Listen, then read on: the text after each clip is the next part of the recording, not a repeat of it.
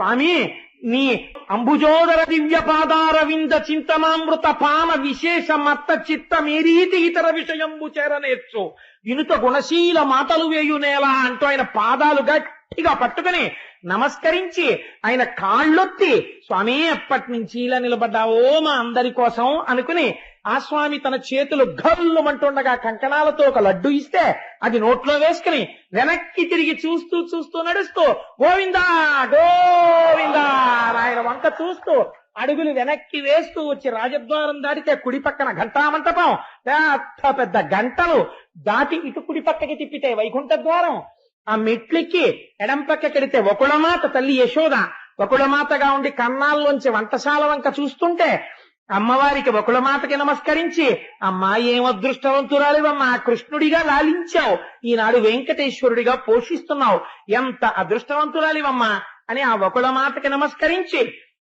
అక్కడ నుంచి కొంచెం ముందుకొస్తే స్వామివారి తీర్థం ఇచ్చి పాదుకలు పెడితే ఆ పాదుకలు పుచ్చుకొని అక్కడి నుంచి దిగి కుడి చేతి పక్కకి చూస్తే అక్కడే స్వామివారి వంట చెయ్యడానికి ఉపయోగించేటటువంటి నీటితో కలిగి ఉన్నటువంటి భూదేవి బావి కొంచెం ముందుకెడితే అన్నమాచార్య స్టాల్ ఉచిత భోజనం టిక్కెట్లు అది పుచ్చుకుని ఇలా కుడి పక్కకి తిరిగితే ఆలయం వెనకాతల ఇచ్చట కర్పూరము వెలిగించరాదు అని ఇత్తడి పళ్ళెం మీద బోర్డు బలిహరణం పెట్టేటటువంటి పీఠం అక్కడ ముట్టుకోకుండా ఒక నమస్కారం చేస్తూ ముందుకు నడిచెళ్ళిపోతుంటే ఎడం పక్కన పరకామణి లుంగీలు కట్టు కూర్చుని డబ్బులు లెక్కెట్టుకునేవాళ్ళు వీడియో కెమెరాల్లోంచి చూస్తున్నటువంటి అధికారులు ఆ చివరికి వెళ్లేటప్పటికే అక్కడ స్వామివారికి గంధం తీసేటటువంటి ఒక పెద్ద మంటపం నిలువుగా పెట్టబడిన గంధపు చెక్కలు దాని మీద సాన పట్టేటటువంటి గంధపు చెక్కలు అవి దాటి కొంచెం అరుగు నుంచి ఇలా వచ్చి మెట్ల నుంచి చూస్తే ఎదురుగుండా ఆ గోపురంలో విమాన వెంకటేశ్వరుడు ఇటు గరుత్మంతుడు అటు ఆంజనేయ స్వామి ఒక నమస్కారం పెట్టుకుని మెట్లు దిగి ముందుకెడితే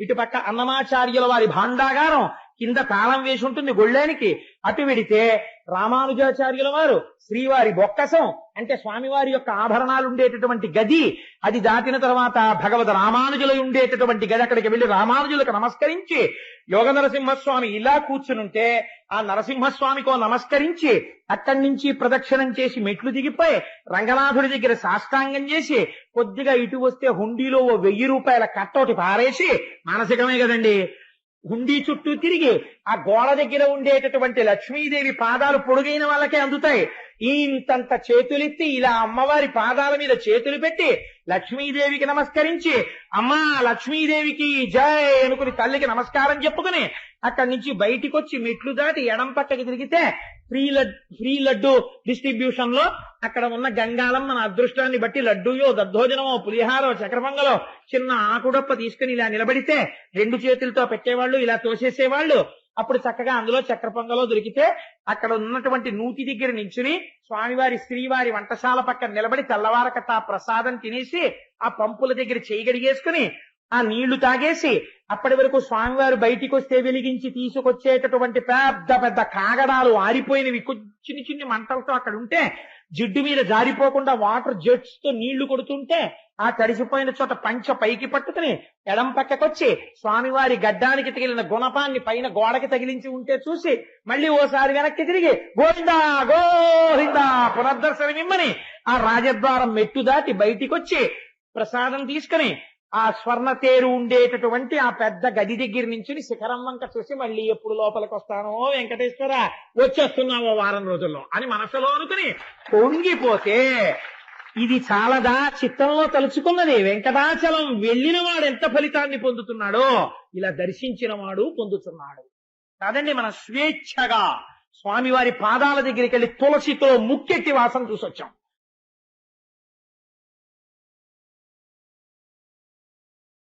ఒకరికి దానం ఇవ్వడం అంటే పరమ సంతోషం కర్ణుడికి పాండవులకి పడదు కానీ ఒక మంచి పని జరుగుతున్నప్పుడు ఆ మంచి పని సక్రమంగా జరగడం కోసం ఒకరికి దానం ఇవ్వడం అంటే పరమ శ్రద్ధాభక్తులతో ఇవ్వడానికి కర్ణుడే అందుకని ధర్మరాజు గారంతటి వారు ఎవరిని పెట్టారో తెలుసా అండి దానాలు చెయ్యడానికి రాజసూయాగంలో తన తమ్ముళ్ళు ఎవ్వరినీ పెట్టలేదు ఎంత నిష్పక్షపాతంగా ఇచ్చాడో చూడండి పదవులు కర్ణుణ్ణి తీసుకొచ్చి యాగంలో దానాలు ఇవ్వడం కోసమని నిర్ణయించి ఆ పదార్థములనన్నీ ఆయనకు అప్పచెప్పి కూర్చోబెట్టాడు సరసాన్న పానాది సకల పదార్థముల్ పాకముల్ చేయింప పవనతనయు.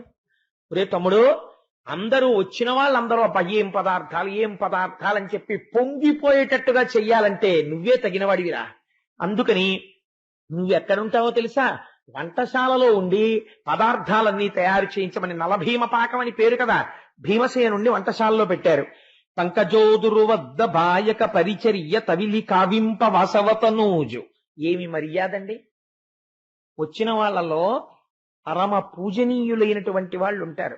అటువంటి పరమ పూజనీయులైనటువంటి వాళ్ళు ఉత్సవంలో కానీ ఇంట్లో జరుగుతున్నటువంటి కార్యక్రమానికి కానీ వాళ్ళు అక్షతలు వెయ్యడానికి వస్తే ఇంటి యజమాని ఒక జాగ్రత్త తీసుకోవాలి. ఏ జాగ్రత్త తీసుకోవాలంటే, అటువంటి పెద్దలు వస్తే అయ్యా వచ్చారా, చాలా సంతోషం అండి, మీరు స్నానం చేయండి, నేను పెళ్లి పనుల్లో ఉన్నానని వెళ్ళిపోకూడదు. తను పెళ్లి పనుల్లో ఉంటాడు కాబట్టి పెద్దలు అని నువ్వు నమ్మితే ఇంటికి వచ్చినటువంటి వారు తిరిగి వెళ్ళిపోయేటంత వరకు వారి పక్కన ఉండి వారికి సపర్య చేసి వారికి ఏం కావాలో చూడడానికి ఇలా పెనప్పచెప్తే అలా పారిపోయేవాడు కాని వాణ్ణి పెట్టాలి. పెట్టి అయ్యా ఆయన మళ్ళీ అక్షతలు వేసి వెళ్ళిపోయే వరకు మీరు జాగ్రత్తగా దగ్గరుండి చూడండి. అది గౌరవం. ఆయన దగ్గర ఉంటాడు, ఉండి చిట్ట చివర మళ్ళీ వారు వెళ్ళిపోయేటప్పుడు చక్కగా పంపించేస్తారు. అంచేత అలా ప్రవర్తించగలిగినటువంటి వారిని ఉంచాలి. ఎవరి దగ్గర ఉంచారోట తెలుసా అండి? కృష్ణ పరమాత్మ దగ్గర అర్జునుడిని పెట్టారట ఈ పనికి. అంటే ఎంత గౌరవించారో చూడండి. గౌరవం అన్నది పొగడ్తల వల్ల మాటల వల్ల కాదండి వచ్చేది, ఆదరణ. మీ మనస్సుతో మీరు ఎలా ప్రవర్తిస్తున్నారన్న దాని చేత గౌరవం ఆవిష్కరింపబడుతుంది. కాబట్టి తమ్ముడైనటువంటి అర్జునుడిని కృష్ణుడికి సపర్య చేయడానికి వినియోగించాడు. సవన నిమిత్తంబు సంచిత ద్రవ్యంబు పెంపుతో వేగ తెప్పింపనకులు. రాజపురోహితుడు ధౌమ్యుడున్నాడు, ఆయన చిట్టి రాసి ఇచ్చేశాడు. ఈ యాగానికి రాజసూయ యాగంలో ఇన్ని కావాలి, ఇన్ని పంచెలు, ఇన్ని పీటలు, ఇన్ని విస్తరాకులు, ఇన్ని వక్కలు, పసుపు, కుంకం, ఏవో బోల్డ్ రాస్తాడు. ఇవన్నీ తీసుకొచ్చి ఎక్కడో పెట్టి కరెక్ట్ గా మోదుగు పుల్లలు అనేటప్పటికీ ఎక్కడ పెట్టావు నీ మొహం ఎట్సా అని తిట్టుకుంటుంటారు. నేను చాలా చోట్ల చూస్తుంటాను. తేరా అంటే పాపం అన్నీ చేస్తారు కానీ పీటల మీద కూర్చునేవాడు కొన్ని పనులు అవతల వాళ్ళకి అప్పజెప్పాలి అన్నది మర్చిపోయి అన్ని వంటింట్లోనో బీరువాలోనో ఎక్కడో పెట్టేస్తాడు. పెట్టేసి వచ్చి పీటల మీద కూర్చుంటాడు. ఆచమ్య అనగానే ఓం కేశవాయ స్వాహ ఆచమనం చేస్తాడు. ఏమంటే ఒట్టివేరులేవి అన్నారు అనుకోండి, బీరువా తాళాలు ఎవరికి పడితే వాడికి ఇవ్వడం అనుమానం. అందుకని సభలో ఒకసారి ఇలా చూస్తుంది. అంటే మొత్తం సభకి అమర్యాదది. ఇందులో నాకు నమ్మకస్తుడెవడు అంటే మిగిలిన వాళ్ళందరూ అపనమ్మకం వాళ్లే లెక్క.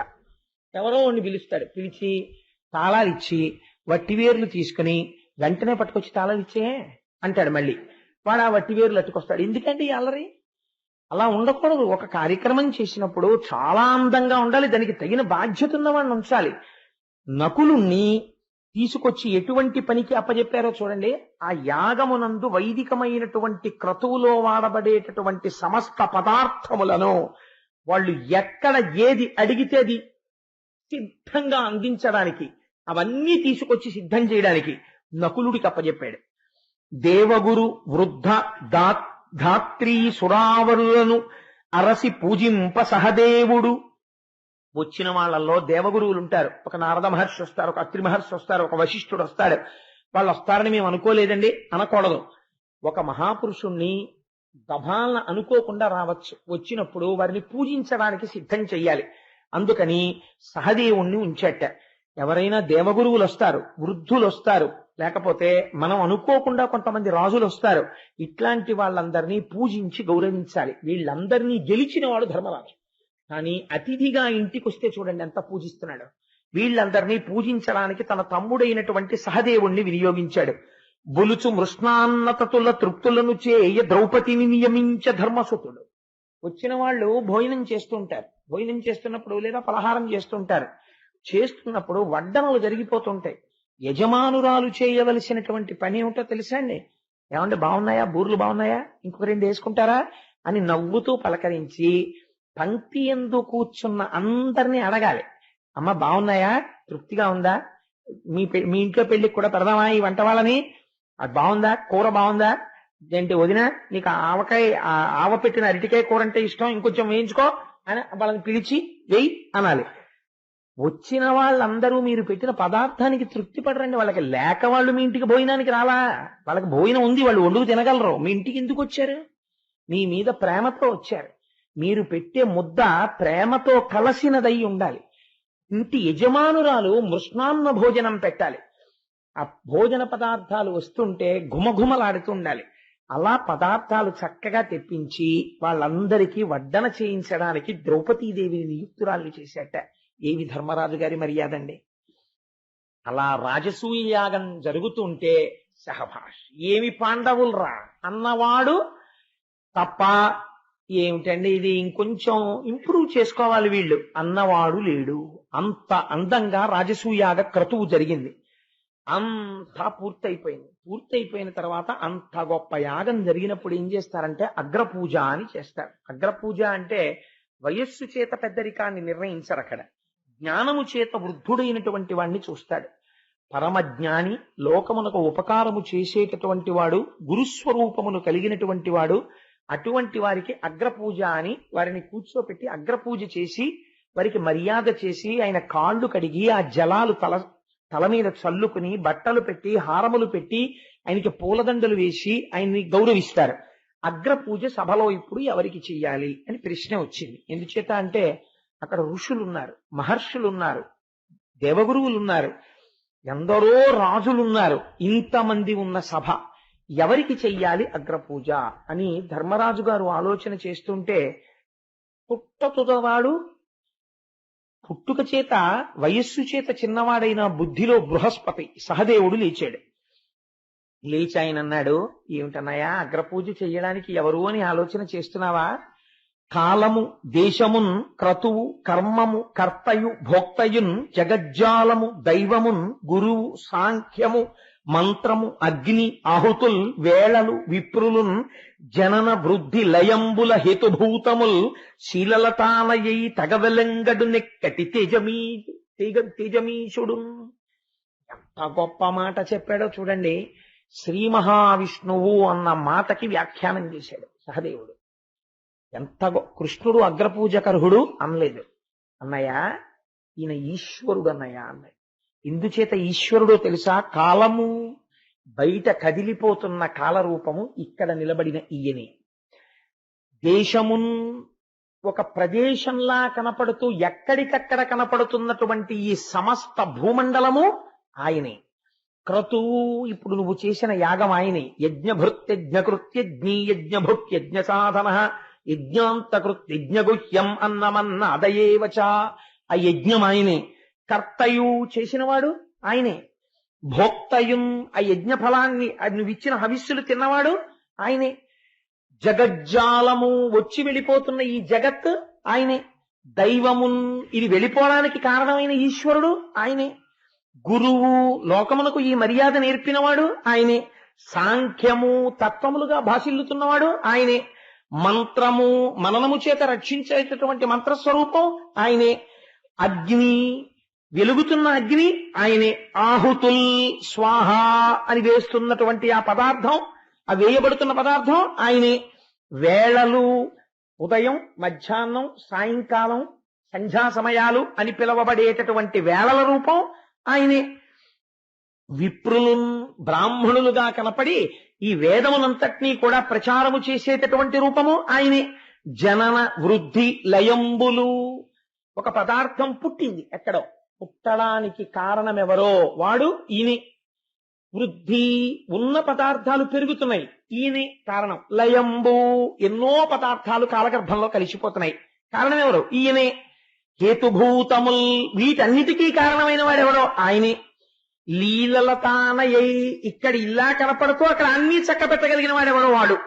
అటువంటి వాడు తగవలెంగడు నెక్కటి తేజమీషుడు. అన్నయ్య ఇన్నిగా వెలుగుతున్నటువంటి ఈశ్వరుడు ఇవాళ మన కళ్ళెదుట మాంసనేత్రములతో చూడడానికి ఎదురుగుండా వీలైన రీతిలో రక్షకుడై సర్వకాలముల యందు పాండవులు బాగుపడాలని కోరుకున్నవాడై యాగమునకొచ్చి నిర్వహించి జరాసంధుని యొక్క వధ చేయించిన మహాపురుషుడెవడున్నాడో ఆయన ఇక్కడ కూర్చునుండగా ఇంకా ఎవరెవరని వెతుకుతారేమిటన్నాయా, ఆయనకు అగ్రపూజ చెయ్యండి అన్నాడు. ఈ మాట చెప్పేటప్పటికీ ధర్మరాజు గారు పొంగిపోయాడు. మాట చెప్పడం కాదండి, చెప్పే మాట ఎదిరించలేనిదై ఉండాలి. అది ఆవిష్కరణ అంటే. కృష్ణుడికి అగ్రపూజ చేయండి అన్నారు అనుకోండి, ఎందుకు చేయాలి అని ఎవరైనా అడగచ్చు. కృష్ణుడికి అగ్రపూజ చెయ్యండి కాదు, కృష్ణుడు ఏమిటి చెప్పాడు. కృష్ణుడు అన్న మాట వాడలేదు, కృష్ణుడు ఎవరు చెప్పాడు సహదేవుడు. అర్థం చేసుకున్నాడు. ఎంతటి మహాజ్ఞానం చూడండి సహదేవుడు అంటే. అందుచేత ఆ సహదేవుడు చెప్పగానే ఆ ద్రౌపదీదేవిని తీసుకుని చక్కటి కనక బంగారముతో చేయబడినటువంటి జలపాత్రలను చేత్తో పట్టుకుని 5 అన్నదమ్ములు, కుంతీదేవి, ద్రౌపదీదేవి అందరూ వెళ్లి కృష్ణ పరమాత్మ యొక్క పాదాల దగ్గర కూర్చుని ఒక బంగారు పళ్ళెని తీసుకొచ్చి ఆయన కాళ్ళ కింద పెట్టారు. పెట్టి ఆ ద్రౌపదీదేవి ఆ బంగారు పాత్రలోంచి నీళ్లు పోస్తుంటే ఆయన కాళ్ళు కడిగారు. మునిజనమానస మధుకర వనజాతములైన ఎట్టి వారి జడలలోచను పదయుగల ప్రక్షాళనముగి గాలించి తజ్జలంబులు భక్తిన్ తానును కుంతియు అనుజులు మానుగ ద్రుపదజయును మస్తకముల పెంపూనిన నియతి ధరించి మహానందము పొంది రతిశయ ప్రీతిన్.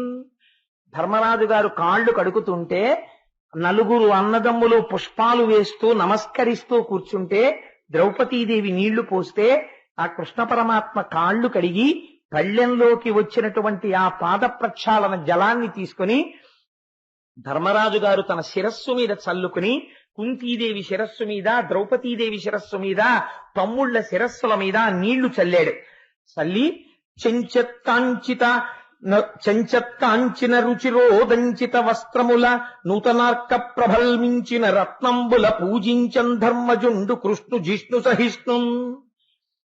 చల్లటి వస్త్రద్వయాన్ని తీసుకొచ్చి కృష్ణ పరమాత్మకి బహూకరించి ఆయన మెడలో అపర సూర్య భగవానుడా అన్నట్లుగా వెలిగిపోతున్నటువంటి హారములు తెచ్చి ఆయన మెడలో వేసి ఆ కృష్ణ పరమాత్మకి సమర్పించి ఆయనకి తాంబూలమిచ్చి తమ తమ శిరస్సులు ఆయన పాదములకు తగిలేటట్టుగా పరమ వినయంతో 5 అన్నదమ్ములు నమస్కరించి చేతులు కట్టుకుని ఆయన పక్కన నిలబడ్డారు అగ్రపూజ చేసి. సభలో ఉన్న వాళ్ళందరూ పొంగిపోయారు. కాలం మూడినవాడు ఒకడు ఉంటాడు, వాడికి ఈశ్వర ధిక్కారం ప్రారంభం అవుతుంది. కాబట్టి శిశుపాలుడు లేచన్నాడు, గురుదేవ శూన్యుండు కులగోత్రరహితుండు తల్లిదండ్రులెవ్వరో తడవగాన ముప్పుల పొరలెడు ఆది మధ్యావసానంబులందరయ మానంబులేదు బహిరూపి అయి పెక్కు భంగుల వర్తించు వావివర్తనములు వరుసలేవు పరికింప విగత సంబంధుండు తలపోయ మానిమిత్తమున మానిసయ్యే బరగ మున్ను యయాతి శాపమున చేసి వాసికెక్కెదు ఈ అదవ వంశమెల్ల బ్రహ్మ తేజంబునెల్ల కోల్పడిన ఇతడు బ్రహ్మ ఋషి సేవ్యుడుగొని గోపాలకుండు. ఆయన లేచి అన్నాడు, ఈయన పుట్టినటువంటిది గోపాలుల యొక్క కుటుంబంలో. అసలు ఇంకా మాట్లాడితే అసలు ఈయన ఎక్కడ పుట్టాడో ఆవిడకి తెలియదు. కొంతమంది అంటారు దేవకీ వసుదేవులకు పుట్టారంటాడు, చాలా మంది అంటారు అసలు కళ్ళు తెరిచేటప్పటికి యశోదానందుల దగ్గర ఉన్నాడంటారు. ఎక్కడ పుట్టాడో ఆవిడకి తెలియదు. ఈయన కులం తెలియదు, గోత్రం తెలియదు, వావి లేదు, వరస లేదు. ఎంతమంది గోపకాంతలతో రమించాడో, ఎంతమందితో తిరిగాడో ఇది నడువడి అని చెప్పడం కుదరదు. కానీ ఇందులోనే ఆంతరముగా స్తోత్రం కూడా చేశాడు. ఇది నడువడి అని చెప్పడం కుదరదు, అలా ప్రవర్తిస్తూ ఉంటారు. అటువంటి వాడు, వావి వరసలు లేనివాడు, మానమర్యాదలు ఎరుగనివాడు, ఇటువంటి వాడికి అగ్రపూజ. సభలో వీడికన్నా తగినవారు లేరా? కృష్ణుడికి అగ్రపూజ ఏమిటి? ఇటువంటి కృష్ణుడు అగ్రపూజ అందుకున్నందుకు గాను ఇప్పుడే కృష్ణుడిని శిక్షిస్తాను అని తన గదాదండం తీసుకుని కృష్ణుడి మీదకి వెడుతున్నాడు. వెడుతుంటే కృష్ణ పరమాత్మ చూసి ఒక చిరునవ్వు నవ్వి వెంటనే సుదర్శన చక్రాన్ని స్మరించి ఆ చక్రాన్ని శిశుపాలుడి మీదకి ప్రయోగించారు. 100 తప్పులు పూర్తయిపోయాయి. మేనత్తకి మాటిచ్చారు 100 తప్పుల వరకు కాపాడతాను అని. ఆ అధిక్షేపణతో 100 తప్పులు పూర్తయ్యాయి. సుదర్శన చక్రాన్ని ప్రయోగించగానే అది శిశుపాలుడి యొక్క కుత్తుక కత్తిరించి కింద పడిపోయింది. ఆ తల కింద పడిపోగానే సభలో హాహాకారాలు మిన్నుముట్టాయి. అందరూ కూడా శ్రీకృష్ణ పరమాత్మ జోలికెళ్లి దుర్మార్గుడు మరణించాడు అన్నారు. తదనంతరము అవబృధ స్నానము అని చేస్తారు. యాగం అంతా పూర్తయిపోయిన తర్వాత యాగకర్తలందరూ వెళ్లి స్నానం చేస్తారు. అలా చక్కగా నదీ జలాలలో అవబృధ స్నానం చేసి తిరిగి వచ్చి పరమ సంతోషంగా ధర్మరాజు గారు రాజ్యం ఏలుతున్నాడు. కృష్ణ పరమాత్మ తిరిగి ద్వారకా నగరాన్ని చేరుకుంటున్నారు. ఈలోగా సాళ్వుడనబడేటటువంటి ఒక రాజు, నేను కొద్దిగా సంక్షిప్తం చేస్తున్నాను ఇవాళ. సాళ్వుడనబడేటటువంటి రాజు కృష్ణ పరమాత్మ మీద పెంచుకున్న ఆగ్రహం చేత పరమశివుడి గురించి ఘోరమైన తపస్సు చేశాడు. ఎంత ఘోరమైన తపస్సు అంటే రోజుకి గుప్పెడు మట్టి మాత్రమే తినేవాడు. తిని తపస్సు చేసి పరమశివుడు ప్రత్యక్షమైతే కడుపులో కార్పణ్యం పెంచుకున్నవాడు ఎంత తపస్సు చేస్తే ఉపయోగం ఏమిటండి? తన ఇచ్చ వచ్చినట్టుగా తిరిగేటటువంటి విమానం కావాలని అడిగాడు. అడిగితే పరమశివుడు అలాగే తీసుకుపోని మయుణ్ణి పిలిచి ఒక విమానాన్ని నిర్మించి ఇచ్చాడు. దానికి సౌభకము అని పేరు. ఆ విమానం ఎక్కి ద్వారకానగరం మీదకొచ్చి ద్వారకానగరంలో ఉండేటటువంటి అంతఃపురము యొక్క కుడ్యములను గోపురములను తన గదాదండంతో తొలగతోస్తూ నానా అల్లరి ప్రారంభం చేశాడు.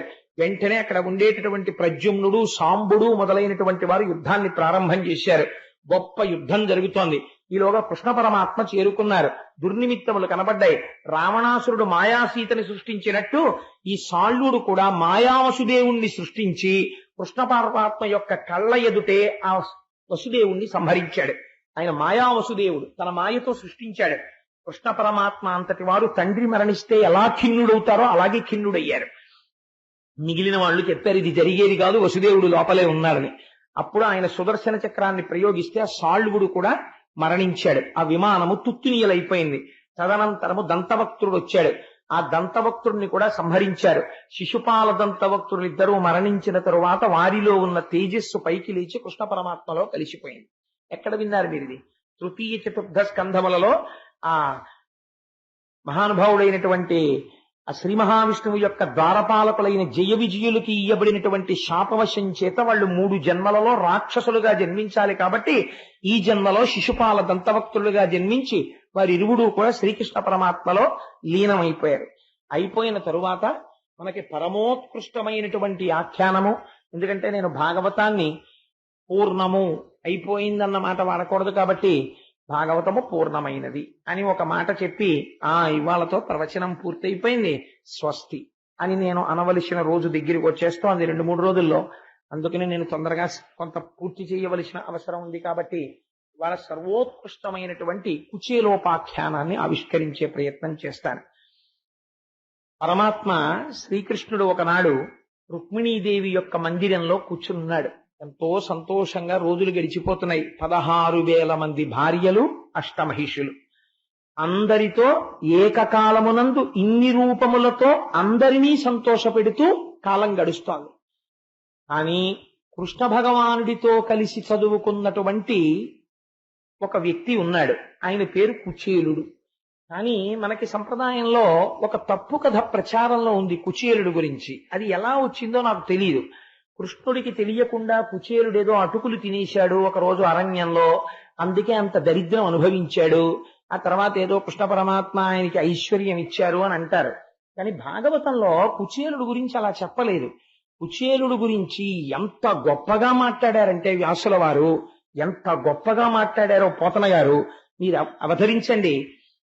ఆయన అంటారు, అనుడు వేదవ్యాసు తనయుడా అభిమన్యు తనయు చూచి ఇట్లనియ ప్రీతి నరవరా గోవింద సఖుండు కుచేలుండు నానొప్ప విప్రుండు మనధనుడు విజ్ఞాని రాగాది విరహిత స్వాంతుండు శాంతుండు ధర్మవత్సలుడు ఘనుడు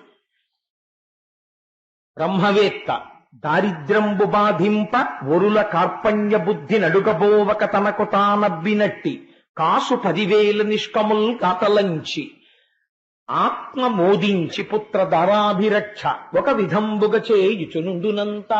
అంత గొప్ప విశేషణాలు వేశారు కుచేలుడికి. కుచేలుడు ఎటువంటి వాడు అంటే అనుడు వేదవ్యాసతనయుడు. వేదవ్యాసతనయుడు అంటే వ్యాసుడు కుమారుడైన శుకుడు చెప్తున్నాడు ఎవరితోటి? అభిమన్యుతనయు చూచి ఇట్లనియ ప్రీతి.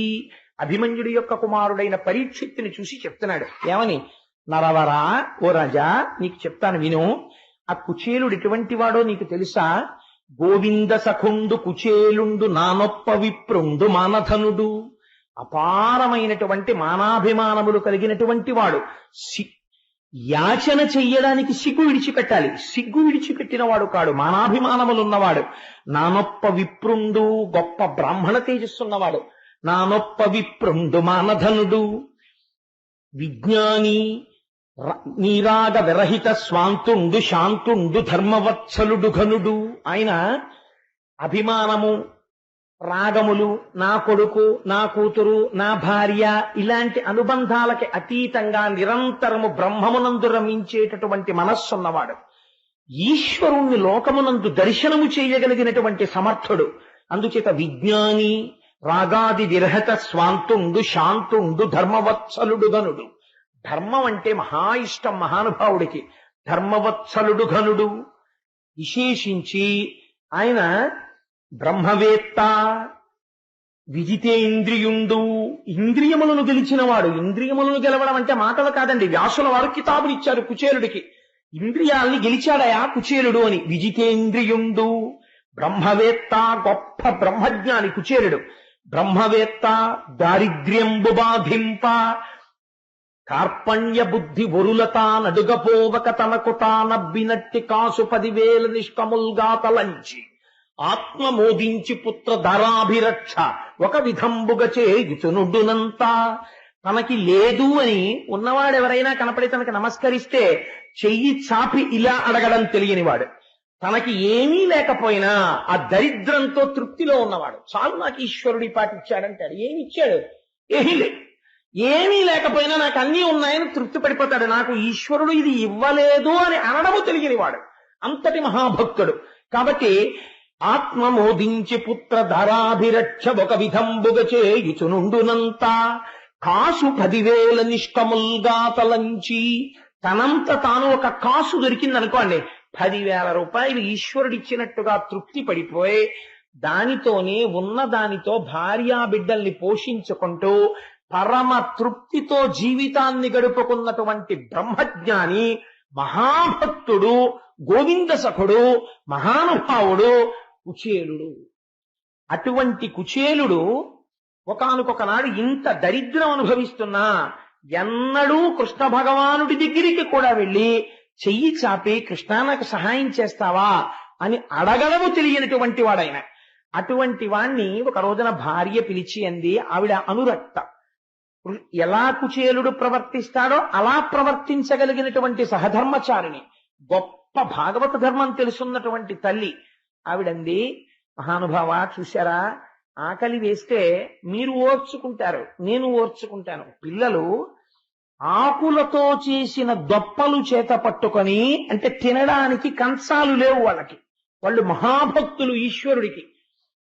ఆకులతో చేసిన దొప్పలు చేత పట్టి 10 మాటలు అమ్మా ఆకలేస్తోందమ్మా అంటే, అన్నం పెట్టలేకపోయానే అని అమ్మ బాధపడుతుందోమోనని ఆకలితో నా వంక చూస్తూ నాలుకతో పెదవులు తడుపుకుంటున్నారయ్యా మన బిడ్డలు.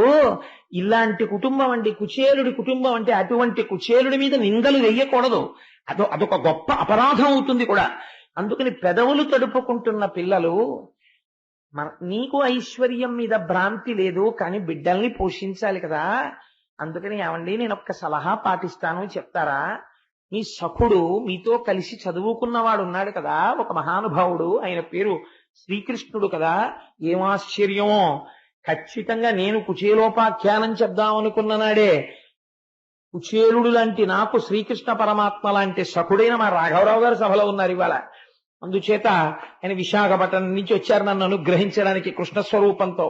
అందుకని ఆయన ఒక్కసారి ఆ కృష్ణ పరమాత్మ దగ్గరికి వెళ్ళి, సఖా అని నువ్వు వెళ్ళి ఒక్క మాట చెప్పి నా భార్యా బిడ్డలతో సంసారం నడుపుకోవడమే కష్టంగా ఉందని ఒక్క మాట అంటే, మహానుభావుడు అందరినీ ఆదుకోగలిగిన వాడు, ఆ వాసుదేవుడు మనల్ని రక్షించడా అని ఎంత గొప్ప మాట చెప్పిందో చూడండి. భాగవతంలో ఎర్రసిరాతో రాసి అట్ట మీద పెట్టుకుని, నేను చెప్పానే పూజా మందిరంలో తగిలించుకోవలసిన పద్యం ఏదైనా ఉంటే అలాంటి పద్యాలు భాగవతంలో ఎన్నో ఉన్నాయని నేను మీకు తరచు చెప్తూ వస్తున్నాను.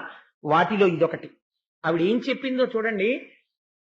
కలలోనన్మున్నిరుంగని మహా కష్టాత్ముడైనట్టి దుర్బలుడాపత్సమయంబునన్ నిజపదాబ్జాతంబు ఉల్లంబునం తలపన్ అంతన వచ్చి ఆర్తిహరుడై తన్నైన ఇచ్చం సునిశ్చిత భక్తి భావముల భజించు వారికి దడే సంపద్విశేషోన్నతుల్. అది భార్య అంటే. ఎంత గొప్పగా మాట్లాడిందో చూడండి.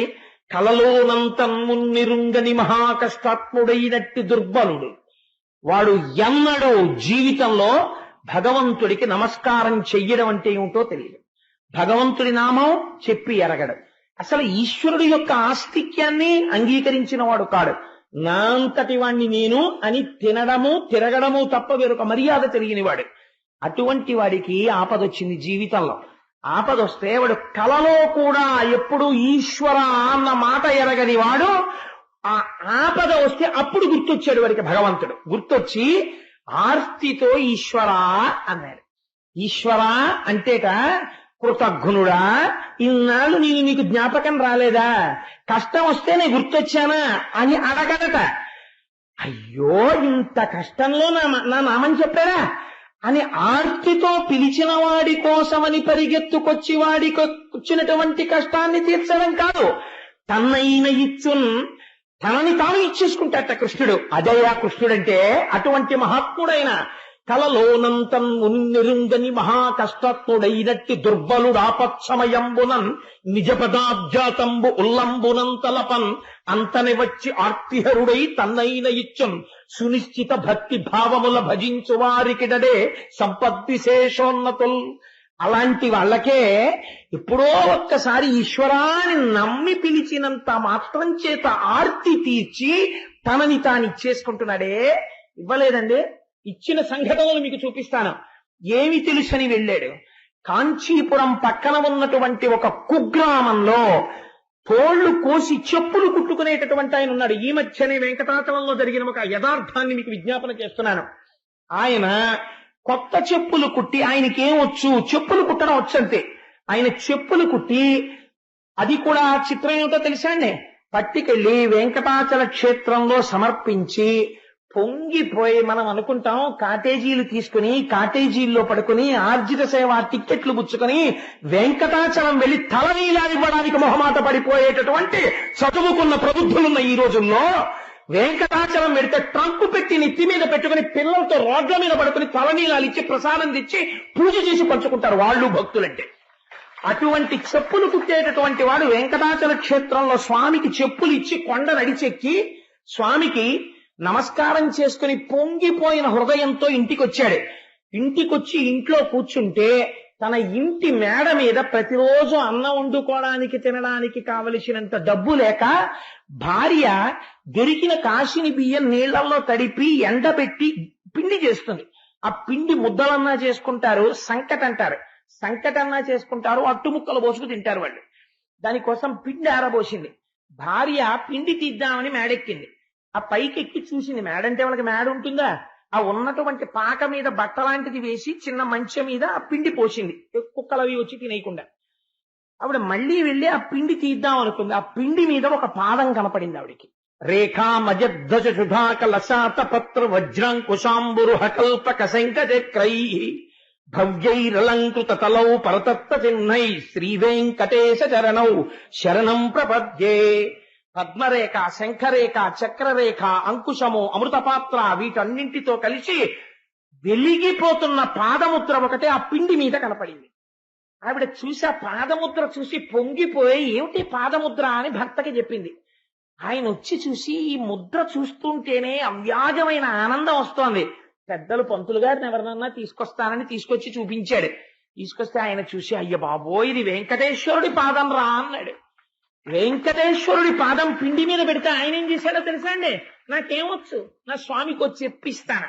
నా స్వామి కాలి సైజు తెలిసింది, మొన్న ఇంత చెప్పులే పట్టుకెళ్ళా, ఈ సైజుకి సరిపడ చెప్పు చెక్కుతానని ఒక తోలు పట్టుకొచ్చి తాను చెప్పులమ్ముకు బ్రతకవలసిన వాడు ఉన్న తోలు దాని మీద పెట్టి కోసేశాడు. ఒక్క చెప్పుకే సరిపోయింది.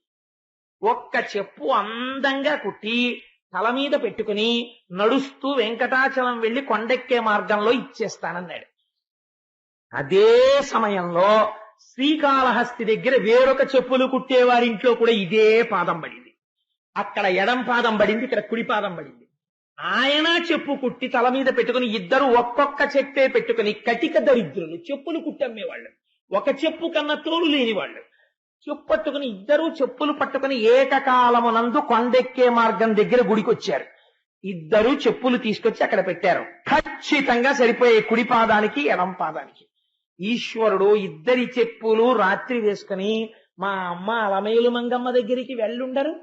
కాబట్టి మీరు చెప్పండి, ఏం పోతన గారు చెప్పింది అబద్ధమా? మా పోతన గారికి అబద్ధం చెప్పుకోవలసిన కర్మ కలలోనంతన్ మున్నిరుంగని మహా కష్టాత్ముడైనట్టి దుర్బలుడు ఆపత్సమయంబునన్ నిజ పదాబ్జాతంబు ఉల్లంబునంతలపన్ అంతన వచ్చి ఆర్తిహరుడై తన్నైన ఇచ్చున్ సునిశ్చల భక్తి భావముల భజించు వారికిటడే సంపద్విశేషోన్నతుల్.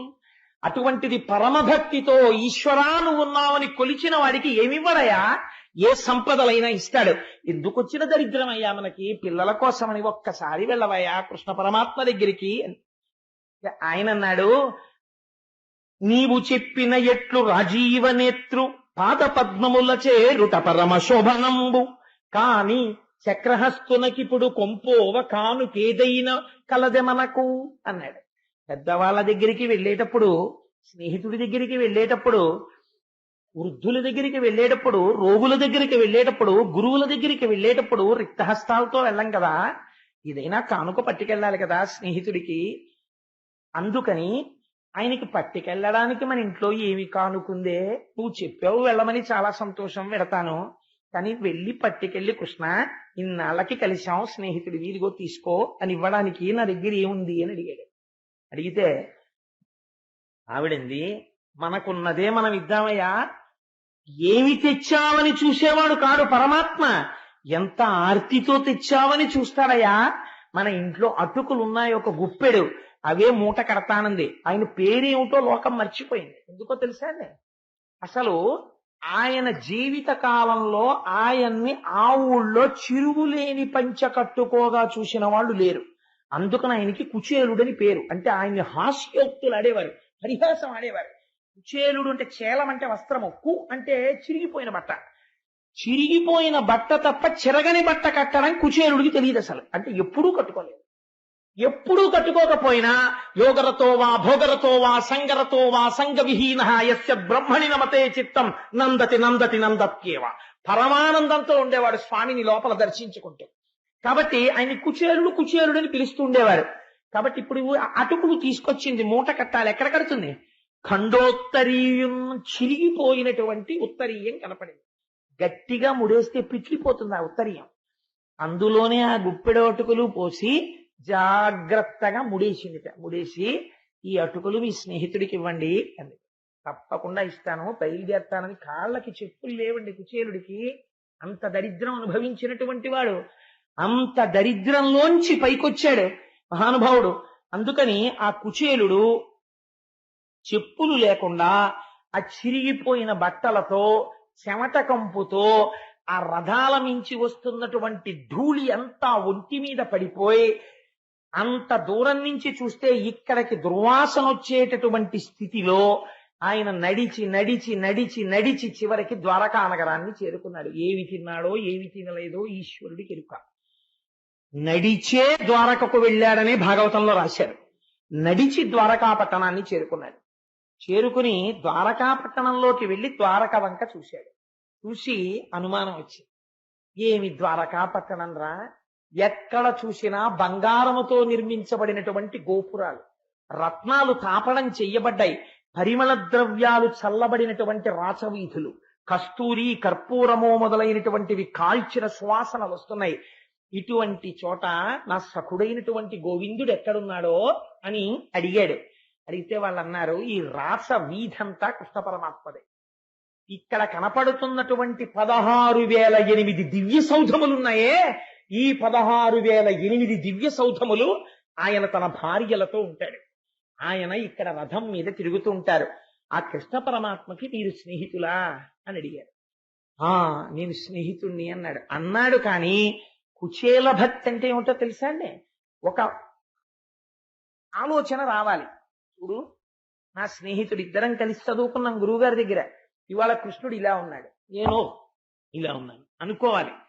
కుచేలుడుట రాచవీధిలో నిలబడి ఈ 16,008 రాచసౌధములు కృష్ణుడివే అని చెప్తే ఒక్కసారి వాటి వంక చూశాట.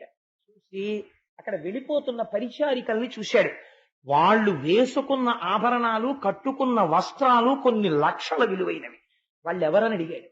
వాళ్ళు కృష్ణుని యొక్క భార్యల పరిచారికలు అన్నారు. వీళ్ళే ఇలా ఉంటే నా స్వామి ఎంత ఐశ్వర్యవంతుడు, నా స్నేహితుడు, నా సఖుడు, నాతో కలిసి చదువుకున్నవాడు ఇవాళ ఈ స్థితికి చేరాడు అని నిలబడిపోయి ఆనందమగ్నుడై కన్నుల వెంట ధారగా వర్షం పడినట్టు నీళ్లు కారిపోయేట. ఇవన్నీ చూస్తున్నవాడు ఉన్నాడు ఆంతరమునందు. పొంగిపోయి కృష్ణ భగవానుడు ఈ ఇంటిలో ఎక్కడుంటాడు అని అడిగారు. ఎక్కడుంటాడు? నిన్న మీరు నారదోపాఖ్యానంలో చూశారు కదా, అదిగో ఆ ఇంట్లోనే ఉన్నారు అన్నారు. ఆ ఇంటిలోకి వెళదామనుకున్నాడు. కానీ ఇంటి ముందు పెద్ద పెద్ద శూలాలు పట్టుకుని కాపు కాస్తున్నారు భటులు. ఇంటి లోపలికి వెడదామంటే చూసి తన యొక్క చిరిగిపోయిన బట్టలు ఈ స్థితి చూసి లోపలికి రాణిస్తారో రానివ్వరో.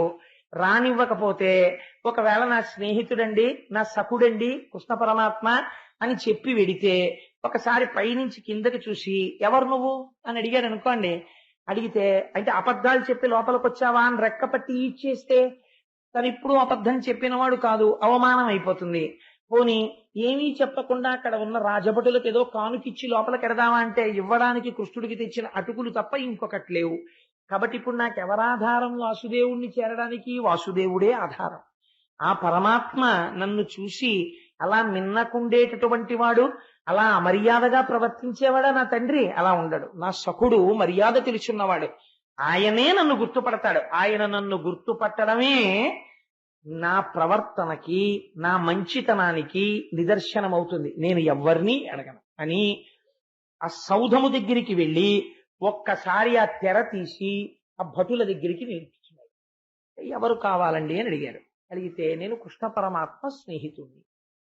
వాళ్ళు ఒక్కసారి యగాదిగా చూశారు. ఈయన్ని చూస్తే పాపం ఆయన చాలా దయనీయమైన స్థితిలో కనపడ్డాడు. కానీ ద్వారకానగరంలో ఉన్న కృష్ణ పరమాత్మ ఎటువంటి వాడో అక్కడ ఉన్న వాళ్ళకి తెలుసు. కాబట్టి వెంటనే ఆయన బ్రాహ్మణుడు కుచేలుడు వచ్చాడు. ఆయన ఎలా ఉంటే మనకెందుకు, కృష్ణుడి సఖుండని చెప్తున్నాడు, మనం వారి దగ్గరికి తీసుకెళ్ళాలి అని అక్కడ ఉన్నటువంటి ద్వారపాలకులు వెళ్లి కృష్ణ పరమాత్మతో చెప్పారు. అయ్యా, మీ కొరకని ఎవరో చాలా పేద బ్రాహ్మణుడు మీ స్నేహితుట్ట వచ్చారు, అక్కడ నిలబడ్డారు ద్వారం దగ్గర అన్నారు. అప్పటికి కృష్ణ పరమాత్మ చేస్తున్న పని ఏమిటో తెలుసా అండి? ఆ గదిలోకి ఎవరూ ప్రవేశించారు. ఎంతో ముఖ్యులైన వాళ్ళు వస్తేనే అక్కడికి సమాచారం పెడుతుంది. ఆయన తన శయన మందిరమునందున్నాడు. అది కూడా రుక్మిణీదేవి యొక్క మందిరంలో ఉన్నాడు. అప్పుడు పట్టుపాన్పున తల కింద చేయి పెట్టుకుని ఎంతో సంతోషంగా రుక్మిణీదేవితో ఏదో పరిహాసాలు ఆడుతున్నాడు. అమ్మవారు ఎంతో సంతోషంగా ఆయన కాళ్ళు ఒత్తుతోంది. లక్ష్మీ మహీతద నిరూప నిజానుభావ నీడాది దివ్య మహిషీకర పల్లవానాం ఆరుణ్య సంక్రమణత కిల చాంద్ర రాగౌ శ్రీ వెంకటేశ చరణౌ శరణం ప్రపద్యే అన్నట్టుగా అమ్మవారి ఎర్రటి చేతులతో ఒత్తుతుంటే నల్లటి మబ్బులాంటి కృష్ణ పరమాత్మ యొక్క కాళ్ల మీద ఎర్రటి కాంతులు పడుతుంటే ముత్యాల్లాంటి పళ్ళు కనపడేటట్టుగా కాంతులీనుతున్న నవ్వులతో రుక్మిణీదేవితో హాస్యోక్తులు ఆడుతున్నాడు. వచ్చినటువంటి భటుడు, అయ్యా ఒక్కసారి మీతో మాట్లాడాలన్నాడు. తెర తీసి ఏమిటి అని ఇలా తెర తీసి చూశాడు. చూసేటప్పటికి భటుడితో మాట్లాడదామని తెర తీశాడు. దూరంగా అక్కడ నిలబడి రాజద్వారం దగ్గర కుచేలుడు అలా నిలబడి ఉన్నాడు.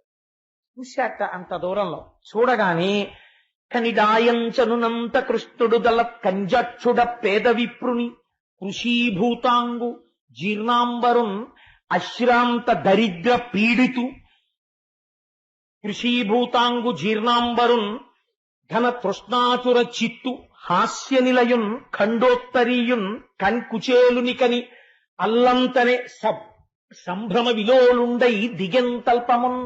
నాకు నిజంగా కృష్ణ పరమాత్మ వచ్చిన సన్నివేశం ఇక్కడ కనపడుతుంటే నాకు ఆ పద్యమే తడబడిపోతోంది. నిజంగా ఆయన మాననీయత చూడండి.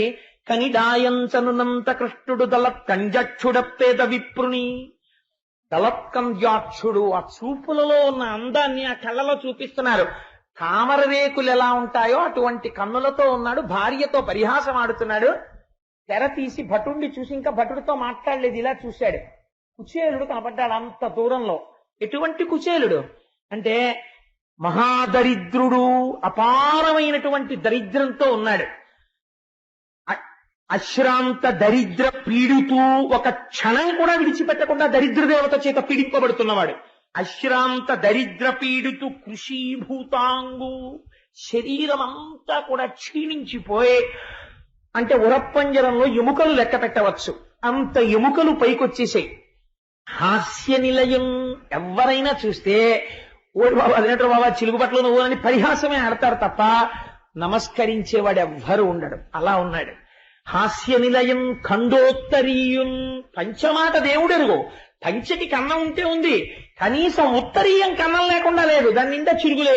ఖండోత్తరీయం అల్లంతనెకని, అంత దూరంలో చూసి సంభ్రమ విలోలుండై, ఓయ్ కుచేరా ఎప్పుడొచ్చావా అని దిగంతల్పమున్ ఒక్కసారి దూకేసేట, మంచం మించి దూకి పరిగెత్తుకుంటూ వెళ్ళిపోయి గట్టిగా కౌగలించుకున్నట్ట. కుచేలా ఎన్నాళ్ళకి చూశానయ్యా నిన్ను, నా ప్రాణం లేచినట్టుందో, రా రా రా అని గబగబా చెయ్యి పట్టి తీసుకొచ్చేట. హాలుంది ముందు, దర్బార్ హాలు, అందులో కూర్చోబెట్టలేదు, తిన్నగా తీసుకెళ్లిపోయాడు. రుక్మిణీదేవి తాను తప్ప అన్యులు ఆ పాన్పుని ముట్టరు. అటువంటి హంసతూలికా తల్పం ఆ తల్పం మీద కూర్చోబెట్టి అట్లు కూర్చుండబెట్టి నెయ్యమున కనక కలిస సలిలమున కాళ్ళు కడిగి, ఓయ్ రుక్మిణి ఎవరొచ్చారో తెలుసా, నా అనుంగు మిత్రుడు కుచేరుడు వచ్చాడు, రా పట్రా బంగారు చెంబుతో నీళ్లు పట్రా, మన అదృష్టం ఇవాళ నా స్నేహితుడు వచ్చాడన్నాడు. అయ్య బాబో ఇదేమిటి అల్లరని ఆవిడ గబగబా బంగారు చెంబుతో నీళ్లు పట్టుకొచ్చింది. తీసుకురండి తొందరగా పళ్ళెం అన్నాడు. ఆయన కాళ్ల కింద పళ్ళెం పెట్టి రుక్మిణీదేవి నీళ్లు పోస్తోంది. ఎవరు? అనఘ ఆదిలక్ష్మి అయిన రుక్మిణితోడ క్రీడ సల్పుచున్న కృష్ణ చూచి, ఏ తల్లి యొక్క కని చివర చూపు సోకితే ఐశ్వర్యం వస్తుందని లోకం కొలుస్తుందో అటువంటి లక్ష్మీదేవి నీళ్లు పోస్తోంది. సమస్త బ్రహ్మాండములకు ఆధారభూతుడైన కృష్ణ పరమాత్మ కాళ్లు కడుగుతున్నాడు. కూర్చోబెట్టి అట్లు కూర్చుండబెట్టి నెయ్యమున కనక కలిస సలిలమున కాళ్ళు కడిగి తజ్జలంబు మస్తకమున తాల్చి, శిరస్సు ఉంచి ఆ నీళ్లు తన కిరీటం మీద తల మీద చల్లుకున్నాడు. రుక్మిణీదేవి తల మీద చల్లాడు, అక్కడ ఉన్న వాళ్ళందరికీ చల్లి లలిత మృగమదమదసార కలితమైన, ఎటువంటి గంధం తీసుకొచ్చాట. అయ్యో స్నేహితుడా ఎక్కడున్నావా ఇన్నాళ్ళు, ఎంత అలిసిపోయి ఎలా వచ్చావు, ఎక్కడి నుంచి వచ్చావు? ఎంత దూరం నుంచి వచ్చాను నిన్ను చూడ్డానికి. ఇంత దూరం వచ్చావా? అయ్యయ్యో కాళ్ళు ఎంత నిప్పుంటాయో, చెమట పట్టిందేమో, అదిగో చూసావా ఒళ్ళంతా ఎంత చెమటలు పట్టాయో అని గబగబా లలిత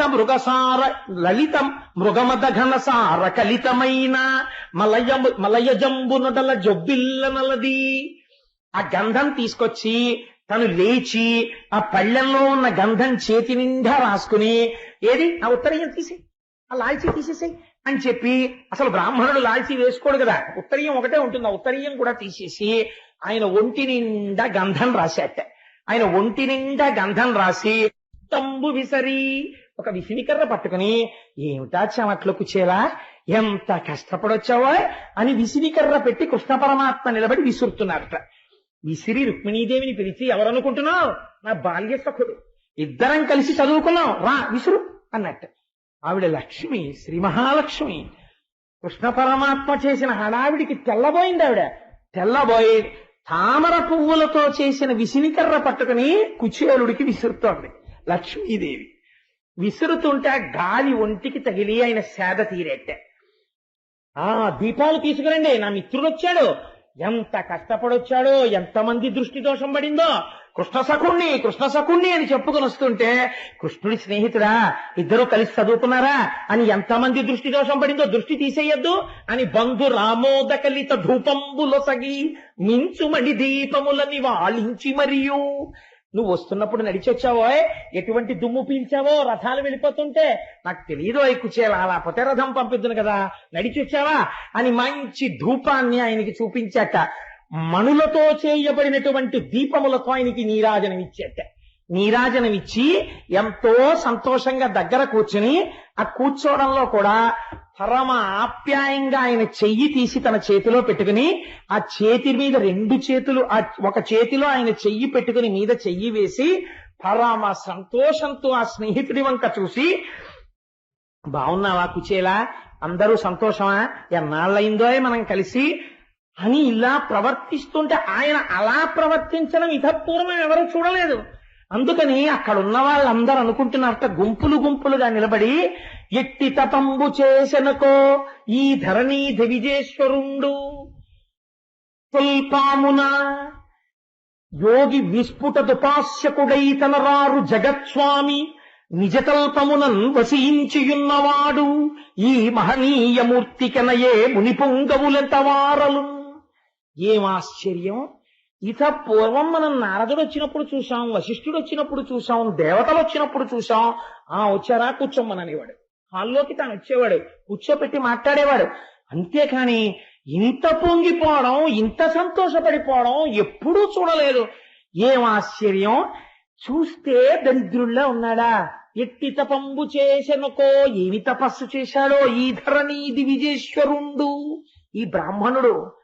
యోగి విస్ఫుట దుపాస్యకుడై తనరారు జగత్స్వామి, మహాయోగులైనటువంటి వారు హిమాలయాల్లో కూర్చుని తపస్సు చేస్తే తప్ప దొరకనటువంటి పరమాత్మ ఇవాల్టి రోజున నిజకల్పమునం వసించియున్నవాడు.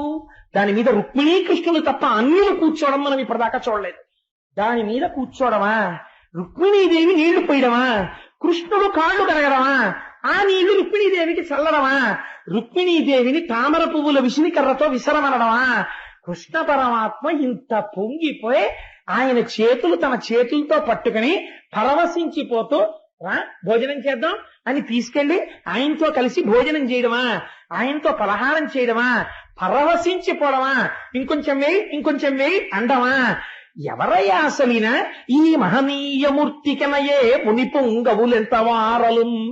ఇలాంటి వాడితో సమానమైన మునిపొంగవులై ఆయనతో సమానంగా గౌరవింపబడిన వాడిని ఇప్పటి వరకు మనం చూడలేదు కృష్ణ మందిరంలో. ఎవరి ఆప్తుడు కృష్ణుడి దగ్గర ఇంత మర్యాదకి ఇంత ప్రేమకి నోచుకున్న మహాత్ముడు అని వాళ్ళు ఆశ్చర్యపోతున్నారట. ఎంత ప్రేమో చూడండి. దగ్గర కూర్చున్నాడు. బ్రహ్మణోత్తమ వేదపాతలబ్ధ దక్షత గల వంశము వలన జన్మించిన చారు వంశమునందు జన్మించిన సుశీల భవత్ భార్య అనువర్తియగునే. ఓ బ్రాహ్మణోత్తమ, వేదపాఠన దక్షత గల చారు వంశము వలన జన్మించిన సుశీల నీదు భార్య వర్తనముల భవత్ సదృశయగునే. స్నేహితుణ్ణి ఎటువంటి మాట అడగారో ఆ మాట అడిగాడు. ఏమయ్యా, నేను అప్పుడు విన్నాను, నువ్వు వివాహం చేసుకున్నటువంటి స్త్రీ చాలా కాలం వేదాన్ని నమ్ముకుని వేదపాఠం చెప్పుకున్నటువంటి బ్రాహ్మణుల యొక్క కుటుంబంలో జన్మించిన పిల్ల అని నేను విన్నాను. కాబట్టి అటువంటి కుటుంబంలో పుట్టిన పిల్ల భర్తని అనుసరించి ఉండేటటువంటిదై ఉంటుంది కదా. ఆ సుశీల నిన్ను సర్వకాలముల యందు అనుసరించేదై ఉన్నదా? సుశీల అంటే మంచి శీలము కలిగినటువంటిది. ఎంత గొప్ప పేరండి ఆ సుశీల అన్న పేరు. నిజంగా 3 అక్షరాలు, ఆడవాళ్ళు పెట్టుకోదగ్గ పేరది. కాబట్టి ఆ సుశీల, సుశీల అంటే పేరుని కాదు, మంచి శీలము కలిగినది నిన్ను అనువర్తించి ఉన్నదా? నాకు జన్మనిచ్చిన మా అమ్మ పేరు సుశీల, అందుకని నిన్ను అనువర్తించి ఉన్నదా అంటే సభాముఖంగా ఒకసారి మా అమ్మని స్మరించడంలో నాకు ఒక తృప్తి, అందుకని స్మరించాను. ఇందుచేత నిన్ను అనువర్తించి ఉండేదేదా? నాకు చూడా నీకు ధన పుత్ర గృహ క్షేత్ర దారాదులందు నీ మనస్సు చెందకుండుటతో చూయుతున్నయది. ఇచ్చేలా నువ్వు ఏంటే ఇలా ఉన్నావు, బట్టలు అవిని ఏం డబ్బులు లేవా అనలేదండి. ఎంత గొప్ప మాట అన్నాడో చూడండి.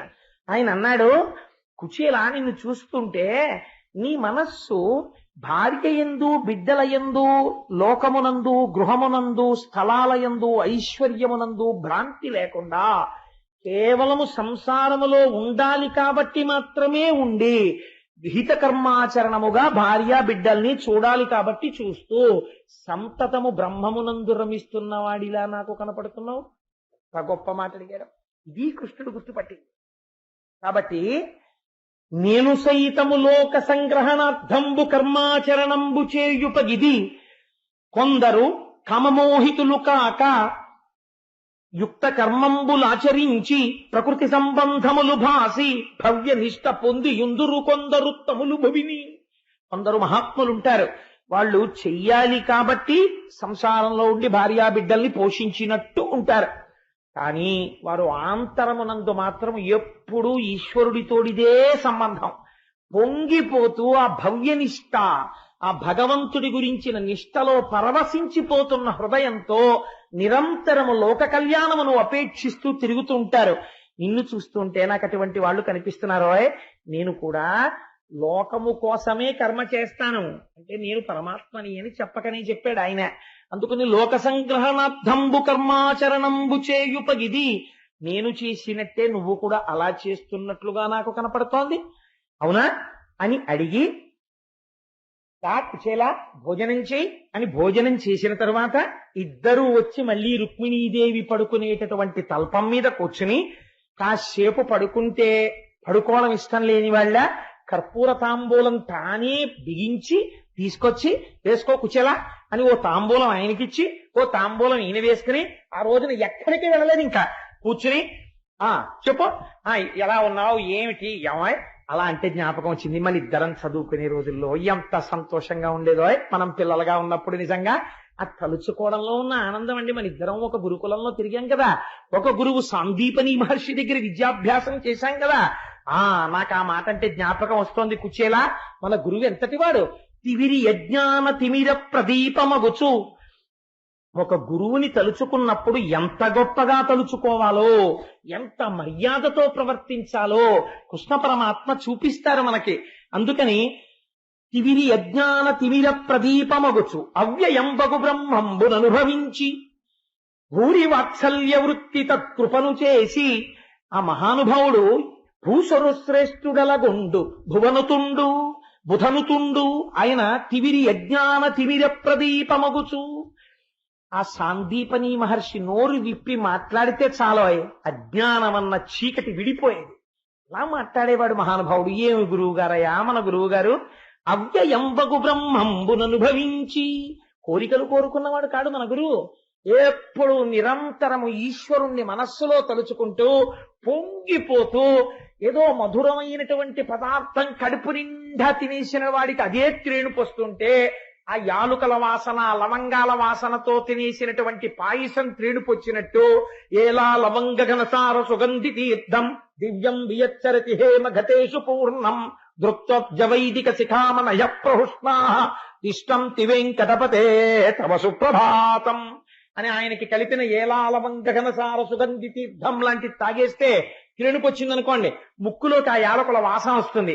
అలా అవ్యయంబగు బ్రహ్మంబును అనుభవించి మన గురువు ఎప్పుడు భగవంతుణ్ణి దర్శనం చేస్తూ మనస్సులో రమించిపోతూ ఆ త్రేణుపులు వచ్చిన వాళ్ళ పడుకున్నా కూర్చున్నా నించున్నా లేచినా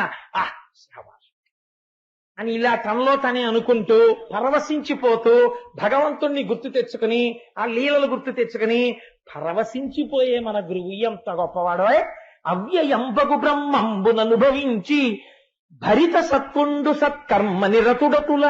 ఆయన అపారమైన సత్వగుణంతో నిండిపోయిన వాడైనా లోకాన్ని నడిపించడం కోసమని ఎప్పుడు సత్కర్మలను ఆచరిస్తూ గురువుగారు చేస్తున్నారు మనం చెయ్యాలని చెప్పి ఆచరణ యందు మనకి ఆదర్శంగా నిలబడిపోయిన వాడు. భరిత సత్పుండు సత్కర్మ నిరతుడతుల భూసుర శ్రేష్ఠుడలగొండు బుధనుతుండు. బ్రాహ్మణులలోకే బ్రాహ్మణుడైనటువంటి మన గురువు పండితుల చేత పొగడబడిన వాడు. అటువంటి గురువు, ఆయన వాత్సల్యం, ఆయన మనకి పాఠం చెప్పిన రోజులు, ఆ గురుపత్ని ఏమి ప్రేమ కుచేలా అంటే గుర్తొచ్చింది. కుచేలా నీకు విషయం చెప్పాలని మళ్ళీ దగ్గరగా జరిగి ఆ చెయ్యి మళ్ళీ గట్టిగా నొక్కేసి పొంగిపోయి ఆయన అన్నీ చూసి తెల్లబోయిలా వింటున్నాడంతే. అసలు లోపలికి రాణిస్తాడా అనుకున్నవాడేమిటి ఇంత ప్రేమ, ఏమిటి పిచ్చి ప్రేమ అని అసలు అది ఆయన జీర్ణం చేసుకోలేకపోతున్నాడు. తెల్లబోయి కృష్ణుడి వంక చూస్తున్నాడు. ఇంకొంచెం దగ్గరికి జరిగి భుజం మీద చెయ్యేసేసి, అసలు ఆయన అలా ప్రవర్తించింది లేదు ఎవరితోటిని, భుజం మీద చెయ్యేసేసి దగ్గరికి తీసేసుకుని కుచేలా కుచేలా నీకు గుర్తుందా, మన ఇద్దరం ఒక రోజునేమో గురువుగారు ఏదో పాఠం వల్లించమంటే పాఠం చదువుకుంటున్నాం. గురుపత్ని పిలిచి, ఒరే నాయన కట్టెలు నిండుకున్న ఇంట్లో రేపు పొద్దున్న మీ అందరికీ పదార్థాలు ఉండాలి కదా, పిల్లల్ని చూసుకున్నట్టు చూసుకునేవారు గురుపత్ని అంటే. అందుకని అరణ్యానికి వెళ్లి కట్టెలు కొట్టి తీసుకురండి అంటే మన ఇద్దరం కట్టెలు తీసుకొద్దామని అరణ్యంలోకి వెళ్ళాం. తీరా మనం అరణ్యంలోకి వెళ్ళేటప్పటికీ ఆకాశం అంతా నల్లటి మబ్బు పట్టింది. కుచేలోపాఖ్యానం లాంటివి గోవింద పట్టాభిషేకం లాంటివి వచ్చేస్తున్నాయని పరమాత్మ అలా కప్పేశారు.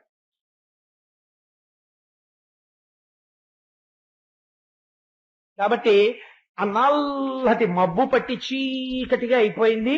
బ్రహ్మాండమైన వర్షం, ఏనుగు తొండము ఎంతలా ఉంటుందో అంతటి ధార పడిపోయింది. పల్లం లేదు, మిట్టా లేదు, ఏమీ తెలియకుండా జలంతో నిండిపోయింది అరణ్యం. మనకి దారి తెలియలేదు. ఆ కటిక చీకటిలో దారి తప్పిపోయి ఎటో వెళ్ళిపోయాం మనం. తెల్లవారిపోయింది. ఈలోగాను వర్షం తగ్గిపోయింది. మనం ఎక్కడున్నావా అని మనం వెతుక్కుంటున్నాం. ఇంతలోకే అయ్యో పాపం, కట్టెల కోసం పిల్లలు, ఆయన ఏదో శనగలు తినేశాడు, మరణాలు తినేశాడు, కృష్ణుడికి పెట్టలేదు, ఇలాంటి పిచ్చ కథలు ఏవి భాగవతంలో చెప్పలేదు, పోతనామాక్షుల వారు చెప్పలేదు, వ్యాసుడు చెప్పలేదు. మహాభాగవతుడిని నింద చేసినట్టు అవుతుంది కూడా అలాంటి మాటలు అంటే. కాబట్టి మనిద్దరం కలిసి వెతుక్కుంటుంటే మన గురువు గారు మనని వెతుక్కుంటూ ఎదురొచ్చారు. అయ్యో పిల్లలు సాయంకాలం వెళ్ళారు, జాడలేరు, ఏమైపోయారో అని ఓ కుచేలా, ఓ కృష్ణ అని వెతుక్కుంటూ వస్తున్నారు. మనం గురువు గారిని చూసి గురువుగారు అని ఎదురుగుండా పరిగెత్తుకుంటూ వెడితే గురువుగారు మన ఇద్దరిని చూసి రెండు చేతులతో కౌగలించేసుకుని కటకట ఇట్లు మా కొరకు కాపచరించి ఈ మహాటవిన్ సముత్కట పరిపీడనుందితిరి మీ రుణము తీరుటకిది కారణంబు. విస్ఫుట ధన ధాన్య బంధు దార పుత్ర బహుపుత్ర జయాయు విభూతులు పొందుదిరన్నడు అని వరంచాడు. ఇది గురువాక్యం అంటే. గురువు అంటే ఎంత పొంగిపోతున్న మనస్సుతో ఉంటాడో చూడండి. అంతేకాని గురువు అంటే ఓహో శాసనం చేసేసి బెంగెట్టుకునేటట్టు హడిలిపోయేటట్టు ఉండడు. ఎంత ప్రసన్నంగా వెన్నపూస ఎలా ఉంటుందో గురువు హృదయం అలా ఉంటుంది. ఆయన అన్నాడు కటకట, అయ్యయ్యో పిల్లలారా, ఆవిడ చెప్పిందని మీరు అడవిలోకి వెళ్ళిపోయారా నాన్న? సముత్కట పద పరిపీడనుందితిరి, రాత్రంతా అడవిలో ఉండిపోయారా ఈ చీకట్లో? ఏం పులులు అరిచాయో, ఏ పావులు వచ్చాయో, దెబ్బలు తగలలేదు కదా అని ఒళ్ళంతా తడివి చూసి వాళ్ళు మన ఇద్దరిని కౌగిలించేసుకుని దగ్గరికి తీసుకుని కన్నులంబట నీరు పెట్టేసుకుని కళ్ళు తుడిచేసుకుని మీ రుణము తీరుటకిది కారణంబు, మీరు నాకు ఇంకా గురుదక్షిణ ఏమీ ఇస్తాననకండి, రూపాయి కూడా వద్దు. ఎందుకంటే వెళ్ళిపోయే ముందు అడుగుతారు, మాట వరసకు అడుగుతారు, గురువు గారు మీకు ఏమన్నా దక్షిణ ఇవ్వమా అంటారు. ఏం అక్కర్లేదురా, మీరు నేర్చుకున్నది చాలంటాడు గురువు. ఆ మాట కూడా మీరు అనకండి. ఎందుకో తెలుసా? మీరు నాకు దక్షిణ ఇచ్చేశారు. ఎందుకు ఇచ్చేశారో తెలుసా? నా మాట కోసం రాత్రంతా అడవిలో ఉండిపోయారా నాన్న మీరు? అందుకని మీ రుణము తీరుటకిది కారణంబు. విస్ఫుట, మీరు నా కోసం, గురువు గారి మాట కోసం ఒక రాత్రంతా కట్టెల కోసం ఇంత కష్టపడ్డారు కాబట్టి మీకు అపారమైనటువంటి ధనము, ధాన్యము, బంధువులు, భార్యలు, పుత్రులు, అనేక రకములైన విభూతులతో మీరు శోభిల్లెదరుగాక అని ఆశీర్వచనం చేశాడు. ఏమి ఉదారుడయ్యా మన గురువు పుచ్చేలా. అటువంటి గురువు ఆయన దగ్గర చదువుకుని కదా మనం ఈ స్థితికి వచ్చాం. ఏం అదృష్టం అయి కుచేలా అని దగ్గరికి తీసుకుని ఏమడిగాడయ్యా మన్ని? ఎప్పుడైనా మన్ని నాకేం తెస్తారా మీరు రాజధానికి వెడితే అని మన అడిగాడా? మనం ఇంటికి వెడుతున్నప్పుడు నాకేం తెచ్చారా అని అడిగాడా? అయ్యో మీరు 4 రోజులు కనపడకపోతే నాకు బెంగగా అనిపించింది, రా రండి అని భార్యని పిలిచి కుచేలుడు కృష్ణుడు వచ్చాడు, ఆ కృష్ణుడికి వెన్నముద్దేశి పెట్టి అన్నాం అన్నాడు తప్ప నాకేం తెచ్చావురా అని అడగలేదురా. ఎప్పుడు అడగడం తెలియని వాడు రా మన గురువు, మనకి పెట్టినవాడు. కుచేలా, ఆ గురువు గారిని తలుచుకుంటే ఎంత సంతోషంగా ఉంటుందో అని. కుచేలా అలా అంటే నాకు ఒక గొప్ప విషయం గుర్తొచ్చింది. అలా ఎవరి దగ్గరకైనా విడితే ఏమైనా పట్టుకెళ్లాలంటుండేవారు కదా మన గురువు గారు. నువ్వేమి ఇవ్వమే, ఇంత ప్రేమగా నా దగ్గరికి వచ్చిన వాడివి, నాకేదో తెచ్చే ఉంటావు, నువ్వు ఏమీ తేకుండా ఎందుకు వస్తావు, ఏదో తెచ్చటో, ఏం తెచ్చావో చెప్పవాయ్ అని గబగబా తడివేస్తున్నాడు. సిగ్గుపడిపోయాడు కుచేలుడు. ఏమనిస్తాడు? లక్ష్మీనాథుడు ఆయన, అంతటి ఐశ్వర్యవంతుడు ఆయన. ఆయనకి తానేమిస్తాడు? తిరిగిపోయినటువంటి ఉత్తరీయానికి వెనకనున్నటువంటి ముక్కలో ఇన్ని అటుకులు మూట కట్టున్నాయి. ఆ మూట కట్టి ఉన్నటువంటి అటుకుల వంక చూసి కృష్ణుడు అన్నాడు, తెలుసు తెచ్చాడు అటుకలని. దళమైన పుష్పమైనను ఫలమైనను సలిలమైన బాయని భక్తిన్ పొలిచిన జనులర్పించిన ఎలమిన్ రుచి రాన్నముగ నేను భుజింతున్ అన్నాడు. కుచేలా, చాలా ఐశ్వర్యవంతుణ్ణని నాకు చాలా మంది కానుకలు పట్టుకొచ్చి ఇస్తుంటారు. నీకు ఇంకోటి తెలుసా? ఈ మధ్య నేను గురువునయ్యాను, నన్ను జగద్గురు అంటుంటారు. జగద్గురు అని నన్ను చాలా మంది నమస్కారాలు చేస్తారు, చాలా మంది పట్టుకొచ్చి ఏవేవో ఇస్తుంటారు. అవన్నీ నేను తింటాను అనుకున్నావా? నేనేం నోట్లో వేసుకోను. ఎందుకు వేసుకోనో తెలుసా? నాకొక రహస్యం తెలుసు. వాళ్ళందరూ నా యందు ప్రీతితో నేనే తినాలని తెచ్చినవి కావు. నాకున్నాయన్న ఆడంబరానికి తెచ్చిచ్చిన వాళ్ళు ఉన్నారు. నేను ముట్టుకోనోయ్.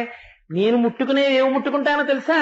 దళమైన పుష్పమైనను, ఒక ఆకు, ఒక పువ్వు, ఒక పండు, సలిలమైనను ఇన్ని నీళ్లు భక్తితో పట్టుకొచ్చి ఎవరైనా ఇస్తే ఇలమిన్ రుచిరాన్నముగా నేను భుజింతున్, పాయసాన్నం తిన్నట్టు తింటాను అవి కుచేలా. నేను భక్తితో తెచ్చిన దానికి అంత పెద్ద పీట వేస్తాను అవి.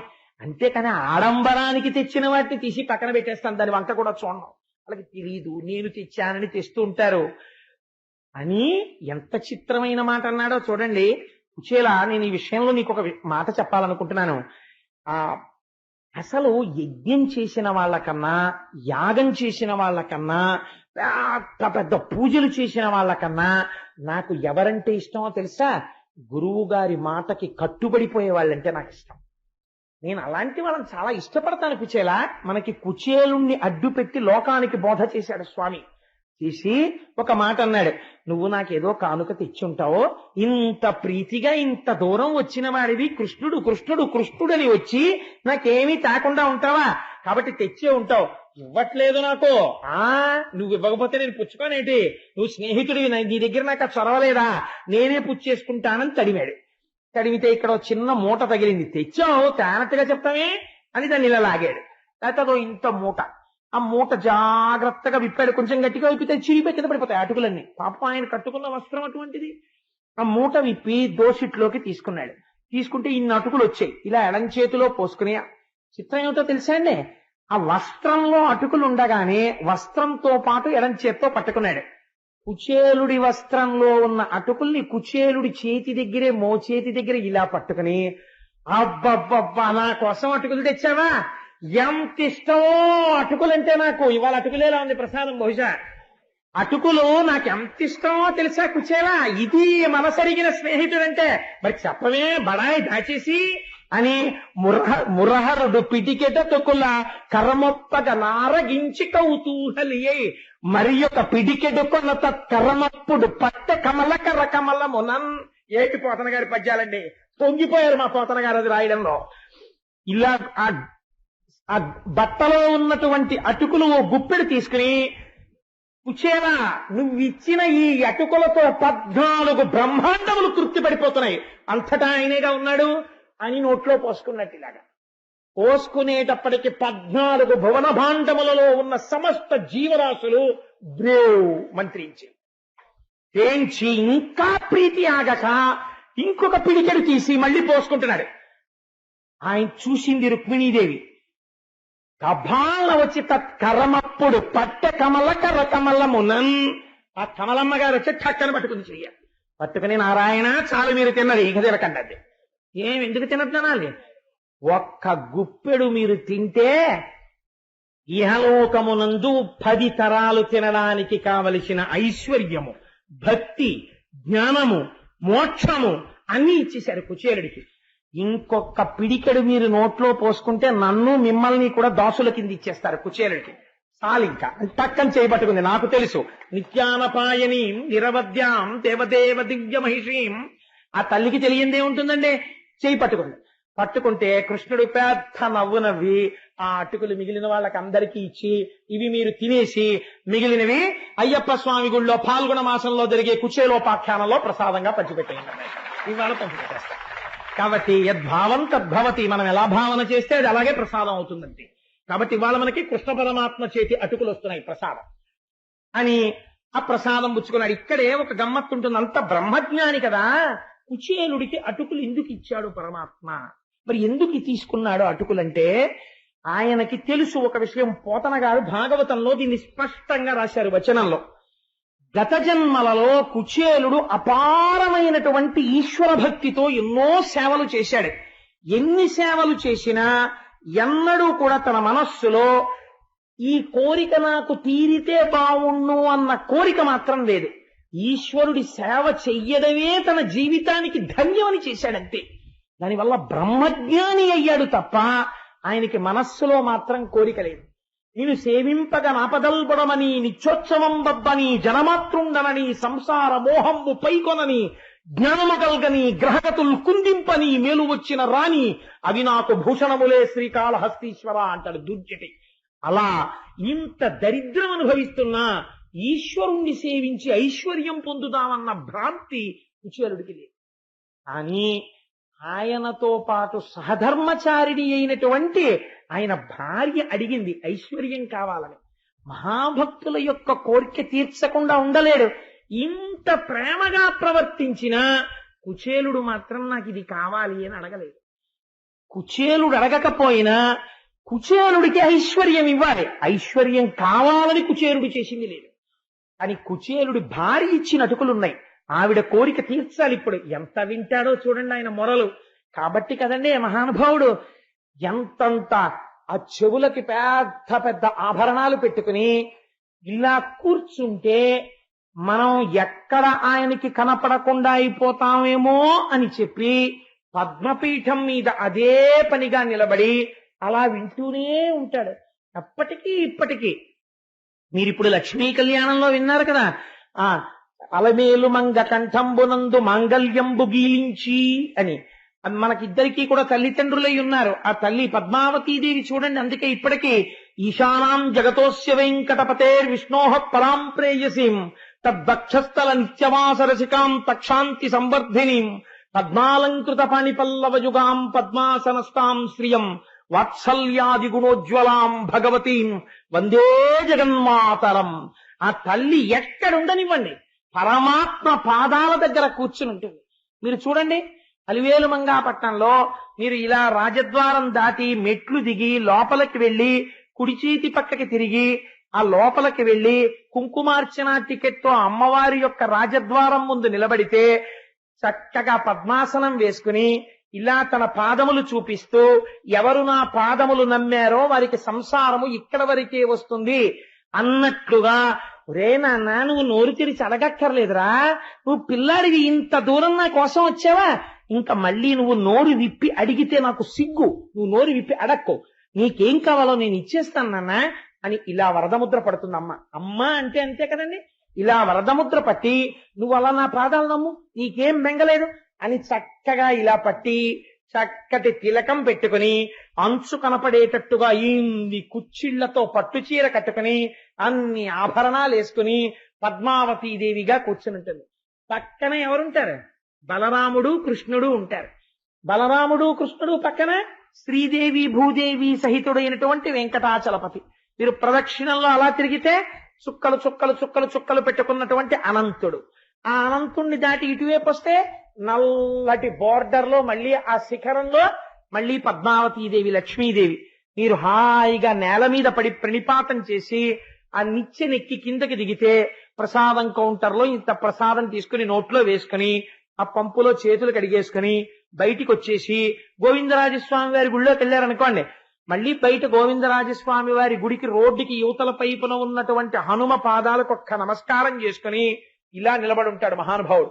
ఈ రెండు చేతుల మధ్యలో గీత కూడా కనబడుతుంది స్పష్టంగా, తెల్లటి గీత గీసి చుక్కలు పెట్టుంటాయి. ఇలా చూస్తూ ఉంటాడు గోవిందరాజస్వామి వారి వంక. ఆ క్షేత్రపాలకుడైనటువంటి హనుమకు నమస్కరించి మీరు లోపలికి వెళ్ళండి. పుండరీకవల్లి అన్న పేరుతో ఉంటుంది మళ్ళీ లక్ష్మీదేవి. చిత్రం ఏమిటో తెలుసా అండి? ఆవిడ మాంగళ్యాన్ని దర్శనం చేస్తే భర్తకొచ్చేటటువంటి ప్రమాదం గట్టెక్కేస్తుంది. అందుకే ఆవిడ మంగళసూత్రాలు బయటికి వేసుకు కూర్చుంటుంది పుండరీకవల్లి. నాతో వచ్చిన వాళ్ళకి నేను చెప్తుంటాను అమ్మవారి మాంగళ్యం దర్శనం చెయ్యండి అని. ఇంతంత మంగళసూత్రాలు పెద్ద పెద్దవి కనపడుతుంటాయి. అలా కూర్చుని ఉంటుంది. మీరు ఇలా లోపలికి వెళ్లి గోవిందరాజస్వామి వారి గుళ్ళో పెడుతుంటే చక్కటి ఏసీ పెడస్టల్ ఫ్యాన్స్ మించి తగులుతూ ఉంటుంది. ఆ లోపలికి వెడితే స్వామి ఇలా విరాజమానుడై చక్కగా ఇలా తల కింద చేయి పెట్టుకుని పడుకుని ఉంటారు. ఆ పొట్ట మీద నుంచి ఇలా తులసిమాలన్నీ వేసేసి ఉంటాయి. మళ్ళీ పాదాల దగ్గర ఎవరు? మళ్ళీ అమ్మవారే. ఆ పాదాల దగ్గర కూర్చుని పాదాలు వచ్చేస్తుంటుంది శ్రీదేవి భూదేవి. మధుకైటభులన్న రాక్షసులు, ఆ నాభికమలంలోంచి చతుర్ముఖ బ్రహ్మగారు. మళ్ళీ మీరు ఇలా దిగొచ్చారనుకోండి, మళ్ళీ ఎవరు? కృష్ణ పరమాత్మ చక్కగా నందక ఖడ్గం పెట్టుకుని ఆయన కూర్చుని ఉంటారు.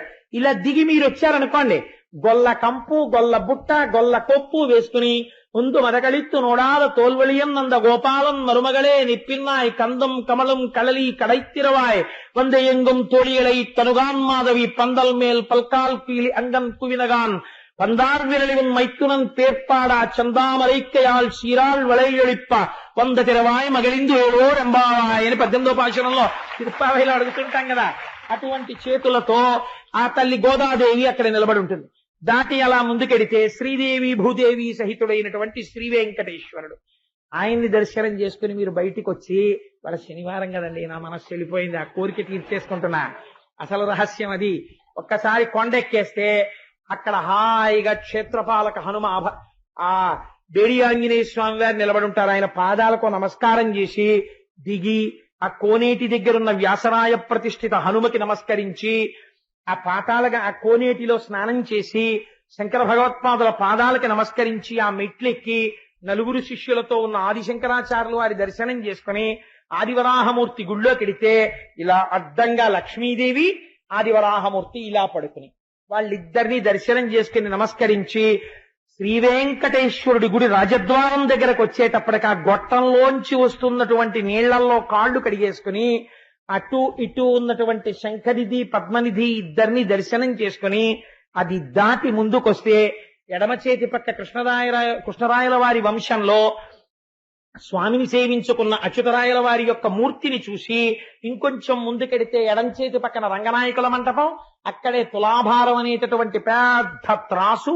కుడి చేతి పక్కన అద్దాల మంటపం, దాని నిండా అద్దాలు, అందులో ఉన్నటువంటి ఊయల, చిన్న చిన్న చతురస్రాల లాంటి గళ్ళు, అందులోంచి లోపలికి కనపడుతున్నటువంటి ఆ అద్దాల మంటపం, అది దాటితే పెద్ద ధ్వజస్తంభం, దానికి కట్టినటువంటి దర్భలు, ఈశాన్యం మూల ఉన్నటువంటి క్షేత్రపాలక శిల, అది దాటి క్యూ తాడుకిటు పక్కకెళ్లేటప్పటికి పెద్ద పెద్ద మెట్లు, ఆ మెట్ల దగ్గర పెద్ద మెట్టుకో నమస్కారం చేసి ఇలా ఎదురుగుండా చూడగానే అద్దాల పేటికలో ఇలా పడుకున్నటువంటి ఆ శ్రీరంగనాథుడు, ఎడమ పక్కకి తాళ్ళలోంచి వెళ్ళగానే చిన్న గుడి, అందులో కంచి వరదరాజస్వామి, ఆ వరదరాజస్వామికి ఒక నమస్కారం చేసుకుని ఇలా తిరిగి ఆలయం లోపలికి వెళ్ళగానే ఓం నమో నారాయణాయ అనో లేకపోతే ఓం నమో వెంకటేశాయ అనో వినపడుతుంటే ఆ గడప దాటి లోపలికి వెళ్లి ఆ పక్కన ఇలా రెక్కలు విప్పుతున్నటువంటి గరుత్మంతుణ్ణి చూసి ఒక్క నమస్కారం చేసి ద్వారపాలకులు ఇద్దరు ఇలా పెద్ద పెద్ద ఆ ప్రమిదలు పట్టుకుంటే అందులో జ్యోతులు వెలుగుతుంటే వాళ్ళిద్దరికీ నమస్కారం చేసి ఇటుపక్కకి తిరిగి ఆ చెక్క మీదకి ఎక్కేటప్పటికీ ఆ ఎదురుగుండా స్వామివారి పెద్ద కిరీటం, దాని మించి వ్రేలాడుతున్న తోమాల, స్వామివారి ఊర్ధ్వపుండ్రాలు, ఆయన నాసిక, చిన్ని నోరు, గడ్డం, దానికి అలదుకున్నటువంటి గంధం, చక్కటి చెక్కిళ్ళు, పెద్ద పెద్ద చెవులు, వాటికి పెట్టుకున్నటువంటి ఆ మకర కుండలాలు, ఆ తల మీద ఉన్నటువంటి కిరీటం, శంఖం, చక్రం, గద, పద్మం, ఇక్కడ ఇలా ఎడం చెయ్యేమో నడుం మీద పెట్టుకుని కుడి చెయ్యి ఇలా చూపిస్తుంటే ఆ చేతుల నిండా మరకత మాణిక్య వజ్ర వైఢూర్యములు పొదగబడి ఉంటే అందరికీ అభయం ములిచ్చు చేయి అని మహానుభావుడు తిరువేంకటాచలాధిపుడు తానయ్యుండి పరిపాలనము చేయు భరకుండితడు అంటాడు అన్నమాచార్యుల వారు. అటువంటి చెయ్యి, ఆ చెయ్యి మెరిసిపోతూ ఇలా చూపిస్తుంటే బలిష్టమైన తొడలు కొద్దిగా ఇలా పక్కకి వంగి చక్కటి పట్టు పంచ, ఇంత అంచు, నందక ఖడ్గం, ఆ వేలాడుతున్నటువంటి సాలగ్రామ మాలలు, అమ్మవార్లకి అలంకారం చేయబడి వక్షస్థలంలో శ్రీదేవి భూదేవి, ఆ క్రిందకి వస్తే మోకాళ్ళు, ఆ మోకాళ్ళకి పెట్టబడినటువంటి పెద్ద పెద్ద అలంకారాలు, ఆ పాదాలకి కనపడేటటువంటి మంజీరములు, పాదముల మీద ఉన్నటువంటి వెండి తొడుగులు, ఆ తొడుగుల మీద పూజ చేయబడినటువంటి తులసి, రెండు వేపుల నుంచి వచ్చేటటువంటి దీపాల కాంతి, పక్కన అరుగు, అరుగు మీద సీతారాములు, కృష్ణుడు, మానసికంగా లోపలికి వెళ్లి వెంకటేశ్వర స్వామి వారి పాదాల మీద శిరస్సు పెట్టేసి ఆ తులసి యొక్క వాసనని ఆఘ్రాణించి మత్తెక్కిపోయి స్వామి నీ అంబుజోదర దివ్య పాదారవింద చింతనామృత పాన విశేష మత్త చిత్త మేరీతి ఇతర విషయంబు చేరనేర్చు వినుత గుణశీల మాటలు వేయునేలా అంటూ ఆయన పాదాలు గట్టిగా పట్టుకుని నమస్కరించి ఆయన కాళ్ళొత్తి స్వామి ఎప్పటి నుంచి ఇలా నిలబడ్డావో మా అందరి కోసం అనుకుని ఆ స్వామి తన చేతులు గల్లుమంటుండగా కంకణాలతో ఒక లడ్డు ఇస్తే అది నోట్లో వేసుకుని వెనక్కి తిరిగి చూస్తూ చూస్తూ నడుస్తూ గోవిందా గోవిందా ఆయన వంక చూస్తూ అడుగులు వెనక్కి వేస్తూ వచ్చి రాజద్వారం దాటితే కుడి పక్కన ఘంటామంటపం, పెద్ద పెద్ద గంటలు దాటి ఇటు కుడి పక్కకి తిప్పితే వైకుంఠ ద్వారం.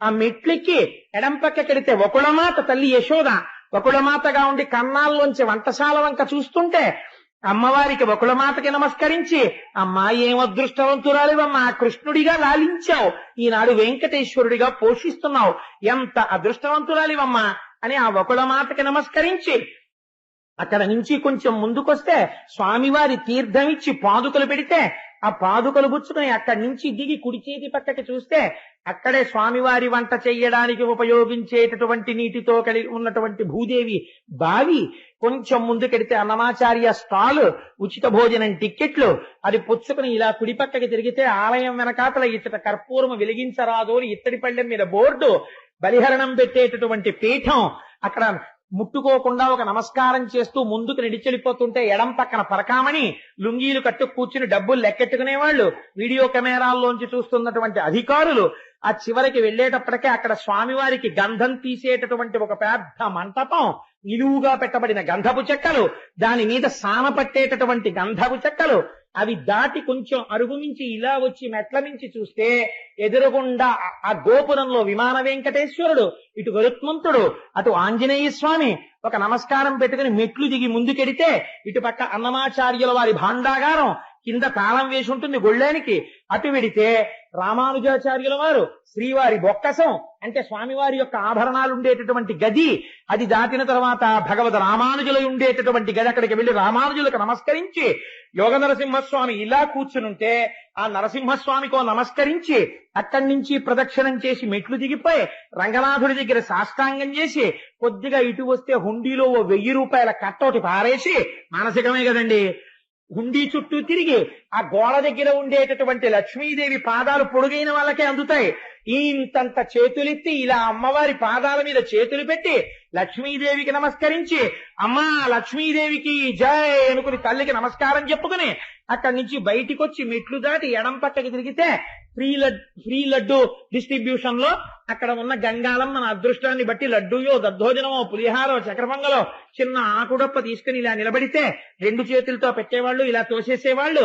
అప్పుడు చక్కగా అందులో చక్రపొంగలో దొరికితే అక్కడ ఉన్నటువంటి నూతి దగ్గర నించుని స్వామివారి శ్రీవారి వంటశాల పక్కన నిలబడి తెల్లవారకట్ట ఆ ప్రసాదం తినేసి ఆ పంపుల దగ్గర చేయగడిగేసుకుని ఆ నీళ్లు తాగేసి అప్పటి వరకు స్వామివారు బయటికి వస్తే వెలిగించి తీసుకొచ్చేటటువంటి పెద్ద పెద్ద కాగడాలు ఆరిపోయినవి చిన్ని చిన్ని మంటలతో అక్కడ ఉంటే జిడ్డు మీద జారిపోకుండా వాటర్ జెట్స్ తో నీళ్లు కొడుతుంటే ఆ తడిసిపోయిన చోట పంచ పైకి పట్టుకుని ఎడం పక్కకొచ్చి స్వామివారి గడ్డానికి తగిలిన గుణపాన్ని పైన గోడకి తగిలించి ఉంటే చూసి మళ్ళీ ఓసారి వెనక్కి తిరిగి గోవిందా గోవిందా పునర్దర్శనమిమ్మని ఆ రాజద్వారం మెట్టు దాటి బయటికి వచ్చి ప్రసాదం తీసుకుని ఆ స్వర్ణ తేరు ఉండేటటువంటి ఆ పెద్ద గది దగ్గర నుంచి శిఖరం వంక చూసి మళ్ళీ ఎప్పుడు లోపలికి వస్తానో వెంకటేశ్వర వచ్చేస్తున్నావో వారం రోజుల్లో అని మనసులో అనుకుని పొంగిపోతే ఇది చాలదా చిత్తంలో తలుచుకున్నది. వెంకటాచలం వెళ్ళిన వాడు ఎంత ఫలితాన్ని పొందుతున్నాడో ఇలా దర్శించిన వాడు పొందుతున్నాడు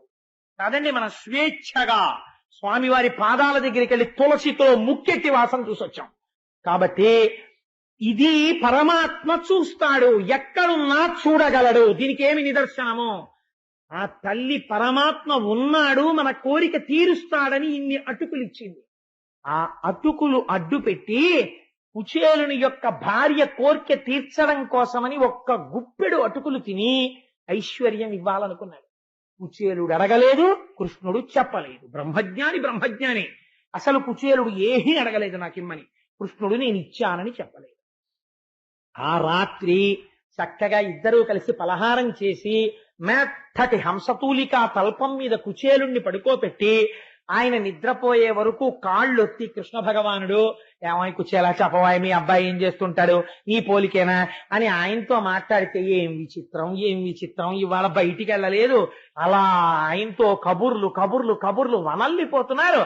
అయ్య బాబోయ్ ఇదేమిటో ఇంత ప్రీతి ఏమిటో ఇదెక్కడ స్నేహితుడో అని రుక్మిణీదేవి కూడా ముక్కు మీద వేలేసుకునేటట్టుగా సంతోషించి కళ్ళిలా పడిపోతుంటే ఆయన ఏదోట అని కుచేలుడంటే నీకు నిద్ర వస్తున్నట్టుందో కుచేలా పడుకో అని చెప్పి వచ్చి హంసతూలికా తల్పం మీద తాను నిద్రపోతే తెల్లవారుజామున లేచి కాలకృత్యాలు తీర్చుకుని సంధ్యావందనం చేసుకుని మళ్ళీ తనకున్న మాసు బట్టలే కట్టుకుని కృష్ణ నేను వెళ్ళొస్తాను అంటే, అయ్యో నువ్వు స్నేహితుడివి, నువ్వు వెడుతున్నప్పుడు నేను మర్యాద అక్కడ వరకు వచ్చి దిగబెట్టాలని, ఎక్కువ దూరం దిగబెట్టకూడదు, తక్కువ దూరం దిగబెట్టాలి. అందుకని కొద్దిగా గడప దాటి బయటికి వచ్చి దిగబెట్టి లోపలికి కృష్ణ పరమాత్మ వెడితే ఆ నడిచి వెళ్ళిపోతున్నటువంటి కుచేలుడు అనుకున్నట్ట, ఏమి నా భాగ్యం, ఏ పరమాత్మ యొక్క దర్శనాన్ని కొన్ని కోట్ల మంది అడుగుతారో వాడితో కలిసి కూర్చున్నానా, వాడు నా చేతులు పట్టుకున్నాడా, ఓయ్ కుచేలా అని దగ్గరికి జరిగాడా, ఇలా నా ఒళ్ళు తడిమి ఆ అటుకులు తిన్నాడా, రుక్మిణీదేవిని తినమన్నాడా, వాళ్ళందరూ కళ్ళకద్దుకు తిన్నారా, నా కాళ్ళు కడిగాడా, ఏమి సౌజన్యం నా సఖుడిది, ఏమి ఆనందం, ఇంకింతకన్నా నాకు జీవితంలో ఏం భాగ్యం కావాలి అనుకున్నాక గుర్తొచ్చింది, మా ఆవిడ డబ్బుల కోసం పంపించింది కదా. అప్పుడు అనుకున్నాడు, అదేమిటి నేను అడగడం ఏమిటి, ఇన్ని అడిగిన వాడు నా బట్టలు చూసైనా ఇవ్వద్దు. ఇప్పుడు గుర్తొచ్చింది ఎందుకు ఇవ్వలేదు. శ్రీనిధి ఇట్లు నన్ను పచరించి ఘనంబుగ విత్తమేమియున్ ఈయక ఉండుటకు హేతువు జొతకంబయ్యే. ఎందుకు నాకు డబ్బివ్వకుండా నన్ను పంపించేశాడో నాకు ఆ కారణం ఇప్పుడు అర్థమైంది.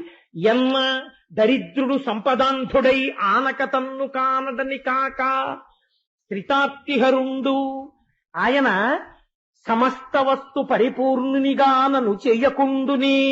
ఇంత దరిద్రంలో ఉన్నాను కాబట్టి నాకెప్పుడు ఆ కృష్ణుడు గుర్తుంటున్నాడు. ఒకవేళ నాకు ఐశ్వర్యం ఇచ్చేస్తే ఆయన్ని మర్చిపోయి పాడైపోతానేమోనని దరిద్రమే ఉంచి ఆయన నా మనస్సులో ఉండేటట్టుగా నాకు వరం ఇచ్చాడనమాట. అబ్బా ఏమి కృష్ణుడు అని పొంగిపోయాడు ఇంకోసారి. ఇది కుచేలోపాఖ్యానం అంటే. ఎంత మహాత్ముడో చూడండి కుచేలుడు. అటువంటి కుచేలుండి పట్టుకుని అటుకులు తినేశాడు, దరిద్రం వచ్చింది. ఎక్కడ తీసుకొస్తారో తెలియదు ఈ కథలో. ఆ కుచేలుడు శ్రీనిధి ఇట్లు నన్ను పచరించి, అందుకని నాకు ధనం ఇవ్వలేదు అని నాకు అర్థమైంది. ఎన్న దరిద్రుడు సంపదాంధుడై ఆనక తన్ను చేరడని కాక శ్రితాప్తిహరుండు సత్కృపాంబోనిధి సమస్త వస్తు పరిపూర్ణునిగా నన్ను చెయ్యకుండునే. ఆయనే తలుచుకుంటే నిజంగా నాకు ఇవ్వాలి అనుకుంటే ఐశ్వర్యం ఇవ్వలేడు. కానీ నేను ఇలాగే ఉండి నిరంతరము భగవంతుణ్ణి స్మరించాలి అని నన్ను ఇలా ఉంచి ఉంటాడు అని అనుకున్నాడు. ఈశ్వరుడి పట్ల ఒక్కసారి ప్రేమతో ఇన్ని అటుకులిస్తేనే అంత ఐశ్వర్యం ఇస్తే గోవింద పట్టాభిషేకంలో ఆలయ కమిటీ వారు చెయ్యలేక కాదండి పాయసాన్ని. మీ అందరూ పరమభక్తితో విన్నారు. రేపటి రోజు ఉదయం నీకు తోచింది ఇంత పంచదారో, ఇన్ని పాలో, ఇంత జీడిపప్పో, 2 యాలుక్కాయలో ఎవరికి తోచింది వారు వేస్తే ఆ పదార్థాలతో అందరం కలుపుకు తిన్నాం. ఏమో ఇందులో ఏ మహాభాగవతులున్నారో ఎవరి చేతిలో పడింది కలిపి అది మహాప్రసాదం అవుతుందో, అందరి చేతులతో పడింది అందరం పంచుకు తిందామండం వెనకాతల రహస్యం అది. ఏమో ఇందులో ఎంత భక్తులున్నారో, ఆ ఎవరి చేతి పదార్థం పడితే పొంగిపోతాడో పరమాత్మ, అది తిని మనం ధన్యులమైపోతామో. అందరం కలిసి వండుకుని అందరం కలిసి తిందాం. అందుకని రేపు పాయసాన్నానికి అలా ఇమ్మని. ఇంకా పరమాత్మతో కలిసి సంతోషంగా ఆయన రథం వెనక నడిచి సువాసినులు ఆయనకి పరిమళ ద్రవ్యాలు జల్లుతుంటే ఎంత పొంగిపోతాడు నా తండ్రి. ఇంత సేవ, ఇంత పూనిక, ఇంత నమ్మకమా నా మీద అని ఎంత పొంగిపోతాడు. కుచేలోపాఖ్యానం విని మనం ఊరేగింపుకి వెళ్ళకపోతే మనం తప్పు చేసిన వారం అయిపోవండి. ఎందుకంత ధూర్తమాట మాట్లాడతావు? అలా ఉంటావు అనుకుంటున్నావా? నువ్వు అలా అనకూడదని మీరు అంటారని నాకు తెలుసు. అదో చాపల్యం, అందుకని అన్నానంతే. కాబట్టి సంతోషంగా కుచేలుడు తన ఊరు చేరుకున్నాడు. తన ఊరు చేరుకుని తన ఇల్లు ఉన్నటువంటి చోటుకి వెళ్లి చూశాడు. చూస్తే భానుచంద్ర ప్రభా భాసమానంబైన కాంతోపల భవనమును, బ్రహ్మాండమైనటువంటి సూర్యుడు చంద్రుడు ఏకకాలమునందు ప్రకాశిస్తే ఎలా ఉంటుందో అటువంటి సౌధం ఒకటి కనపడింది. ఏమిట్రా ఇంత గొప్ప సౌధం అనుకున్నాడు. కలకంఠ సుఖనీల కంఠ సముత్కంఠ మానిత పూజితోద్యానములను, ఆ సౌధమునకు చుట్టుపక్కలంతా పెద్ద పెద్ద ఉద్యానవనాలు, పెద్ద పెద్ద చెట్లు, ఆ చెట్ల మీద పక్షులు కలకూజితములు కూస్తున్నాయి. రత్నములు, వజ్రములు, వైఢూర్యములు, మాణిక్యములు, తాపడములు చేయబడినటువంటి అరుగులు, బంగారముతో నిర్మించబడినటువంటి గోడలు, స్తంభములు, మంచి మంచి సరోవరాలు, అందులో కారండవములు, హంసలు మొదలైన పక్షులు, కొన్ని లక్షల మంది పరిచారికలు, ఎక్కడ చూసినా రత్నాల రాసులు, ఎందరో అతిథులు వస్తున్నారు, భోజనం చేస్తున్నారు, అన్నదాత సుఖీభవ అని ఆశీర్వచనం చేస్తున్నారు, వెళ్ళిపోతున్నారు. కలకంఠ సుఖనీల కంఠ సముత్కంఠ పూజి మనిత కూజితోద్యానములను పుల్ల సితాంభోజ హల్లక కహ్లార. ఎన్ని చెట్లు, ఒక చెట్టు కాదు, రెండు చెట్లు కాదు, అనేకమైనటువంటి చెట్లు, దానితో పాటుగా అనేకమైనటువంటి ఆభరణములు ధరించి చీనాంబరములను కట్టుకున్నటువంటి సేవకీమణులు బయటకి లోపలికి తిరుగుతున్నారు. ఇదేమిట్రోయ్, 5 పైసలు ఆదాయం లేకపోగా ఒక్క పూరి గుడి చోటు ఉండేది, దాని స్థానంలో ఇంత పెద్ద స్థలం ఎక్కడిది, ఇంత పెద్ద సౌధం ఎక్కడిది అని ఆశ్చర్యపోయి ఈ సేవకీమణులెవరు, ఈ అల్లరంతా ఏమిటని కుచేరుడు ఆ ద్వారం దగ్గర నిలబడి చూస్తున్నాడు. ఇది చూస్తుంటే ఇటువంటి ఇల్లు ఎటువంటి మహాపురుషుడవుదో, ఇటువంటి ఇల్లు బహుశಃ ఇంకొకటి ఉంటుందని నేను అనుకోను. ఇది అభినవ లక్ష్మీ నివాసమగుచు, ఇది వైకుంఠంలో ఉన్న లక్ష్మీదేవి నివాసం తరువాత బహుశಃ ఇదే లక్ష్మీ నివాసం అయి ఉంటుంది. ఎటువంటి పుణ్యాత్ముడు ఉంటున్నాడో ఇందులో అనుకున్నాడు. ఆ పరిచారికలు గబగబా బయటికొచ్చి బంగారు పళ్ళెంలో ఆయన కాళ్ళు కడిగి ఆయనని మేళకాళాలతో లోపలికి రమ్మన్నారు. ఎవరిల్లు నేనెందుకని అడిగాడు. ఊరుకుందరు మీ ఇల్లే అన్నారు వాళ్ళు. తెల్లబోయాడు కూర్చోడు. నా ఇల్లు ఏమిటి, నాకెప్పుడుంది ఇంత ఇల్లు అన్నాడు. భార్య మహాపతివ్రత, కానీ తనకే తెలియదు ఆవిడ అలాంటి బట్టలు కట్టుకుని అన్ని నగలు పెట్టుకుంటే అలా ఉంటుందని. అటువంటి పట్టుబట్ట కట్టుకుని అన్ని నగలు పెట్టుకుని భర్త కనపడ్డాడన్న లజ్జతో పరమపాతివ్రత్యంతో ఎదురొచ్చి కాళ్ళకి నమస్కరించి శిరసు తాటించి ఆయన చేయి పట్టుకుని మెల్లమెల్లగా నడిపిస్తూ, మీరు అక్కడ స్వామికి ఏమిచ్చారో ఆయన ఏం తిన్నారో నాకు తెలియదు, కానీ ఆ మొదటి అటుకు నాలుక మీద పడగానే పూరి గుడిసె ఇలా అయిపోయింది, వీళ్ళు ఇలా అయిపోయారు. అందుకని ఇంత ఐశ్వర్యం కృష్ణ పరమాత్మ ఇచ్చాడని చెప్తే పొంగిపోయి వాళ్ళు ఇంట్లో ఐశ్వర్యమును అనుభవించినా మనస్సులు మాత్రం ఎప్పుడూ కృష్ణుడి దగ్గరే పెట్టుకుని హాయిగా గోవిందనామం చెప్పుకుంటూ పరవశించిపోతూ ఇహమునందు సమస్త ఐశ్వర్యమును అనుభవించి అంత్యమునందు జ్ఞానము చేత మోక్ష సిద్ధిని కుచేలుడు భార్య బిడ్డలు పొందినారు అని ఇంత పరమ పవిత్రమైన ఈ కుచేలోపాఖ్యానమనబడేటటువంటి దాన్ని ఎవరు వింటున్నారో అటువంటి వాళ్ళకి మురహరుడు ఇట్లు కుచేలుని ధనవంతుని చేసి నెట్టి ఈ ఆఖ్యానము విను జనులకు, ఎవరెవరు ఈ కుచేలుణ్ణి దరిద్రుణ్ణి సంపత్తి కలిగిన వాడిగా కృష్ణ పరమాత్మ చేసినటువంటి ఆఖ్యానం వింటున్నారో వాళ్ళందరికీ కూడా కృష్ణ పరమాత్మ పాదముల యందు భక్తి కలిగి వారందరికీ కూడా కీర్తి యశస్సు అన్నీ నిలబడి అంత్యమునందు మోక్షమును పొందుతారు అని గొప్ప ఫలశ్రుతి చెప్పబడినటువంటి కుచేలోపాఖ్యానాన్ని పరమాత్మ ఇవాళ మనందరం వినేటట్టు మిమ్మల్ని చెప్పగలిగే అదృష్టాన్ని నాకు ఇచ్చి కటాక్షించాడు. రేపు ఉదయం చక్కగా 6:30 అయ్యేటప్పటికీ మీ అందరూ ఇక్కడికి వచ్చేస్తే వృద్ధులైన వాళ్ళందరినీ బస్సుల్లో తీసుకెడతారు. మిగిలిన వాళ్ళందరూ వచ్చేవాళ్ళు వచ్చేసేయచ్చు గణపతి గుడికి. లేని వాళ్ళ 11 మాటలు స్వామి నామం చెప్పకపోతే, ఇంత కథ విని ఆ నామం చెప్పుకోకపోతే నాలికుండి ప్రయోజనం ఏమిటండి? కాబట్టి స్వామి నామం చెప్పుకొని బయలుదేరదాం. నందనందన గోవింద గోవింద హరి గోవింద గోకుల నందన గోవింద.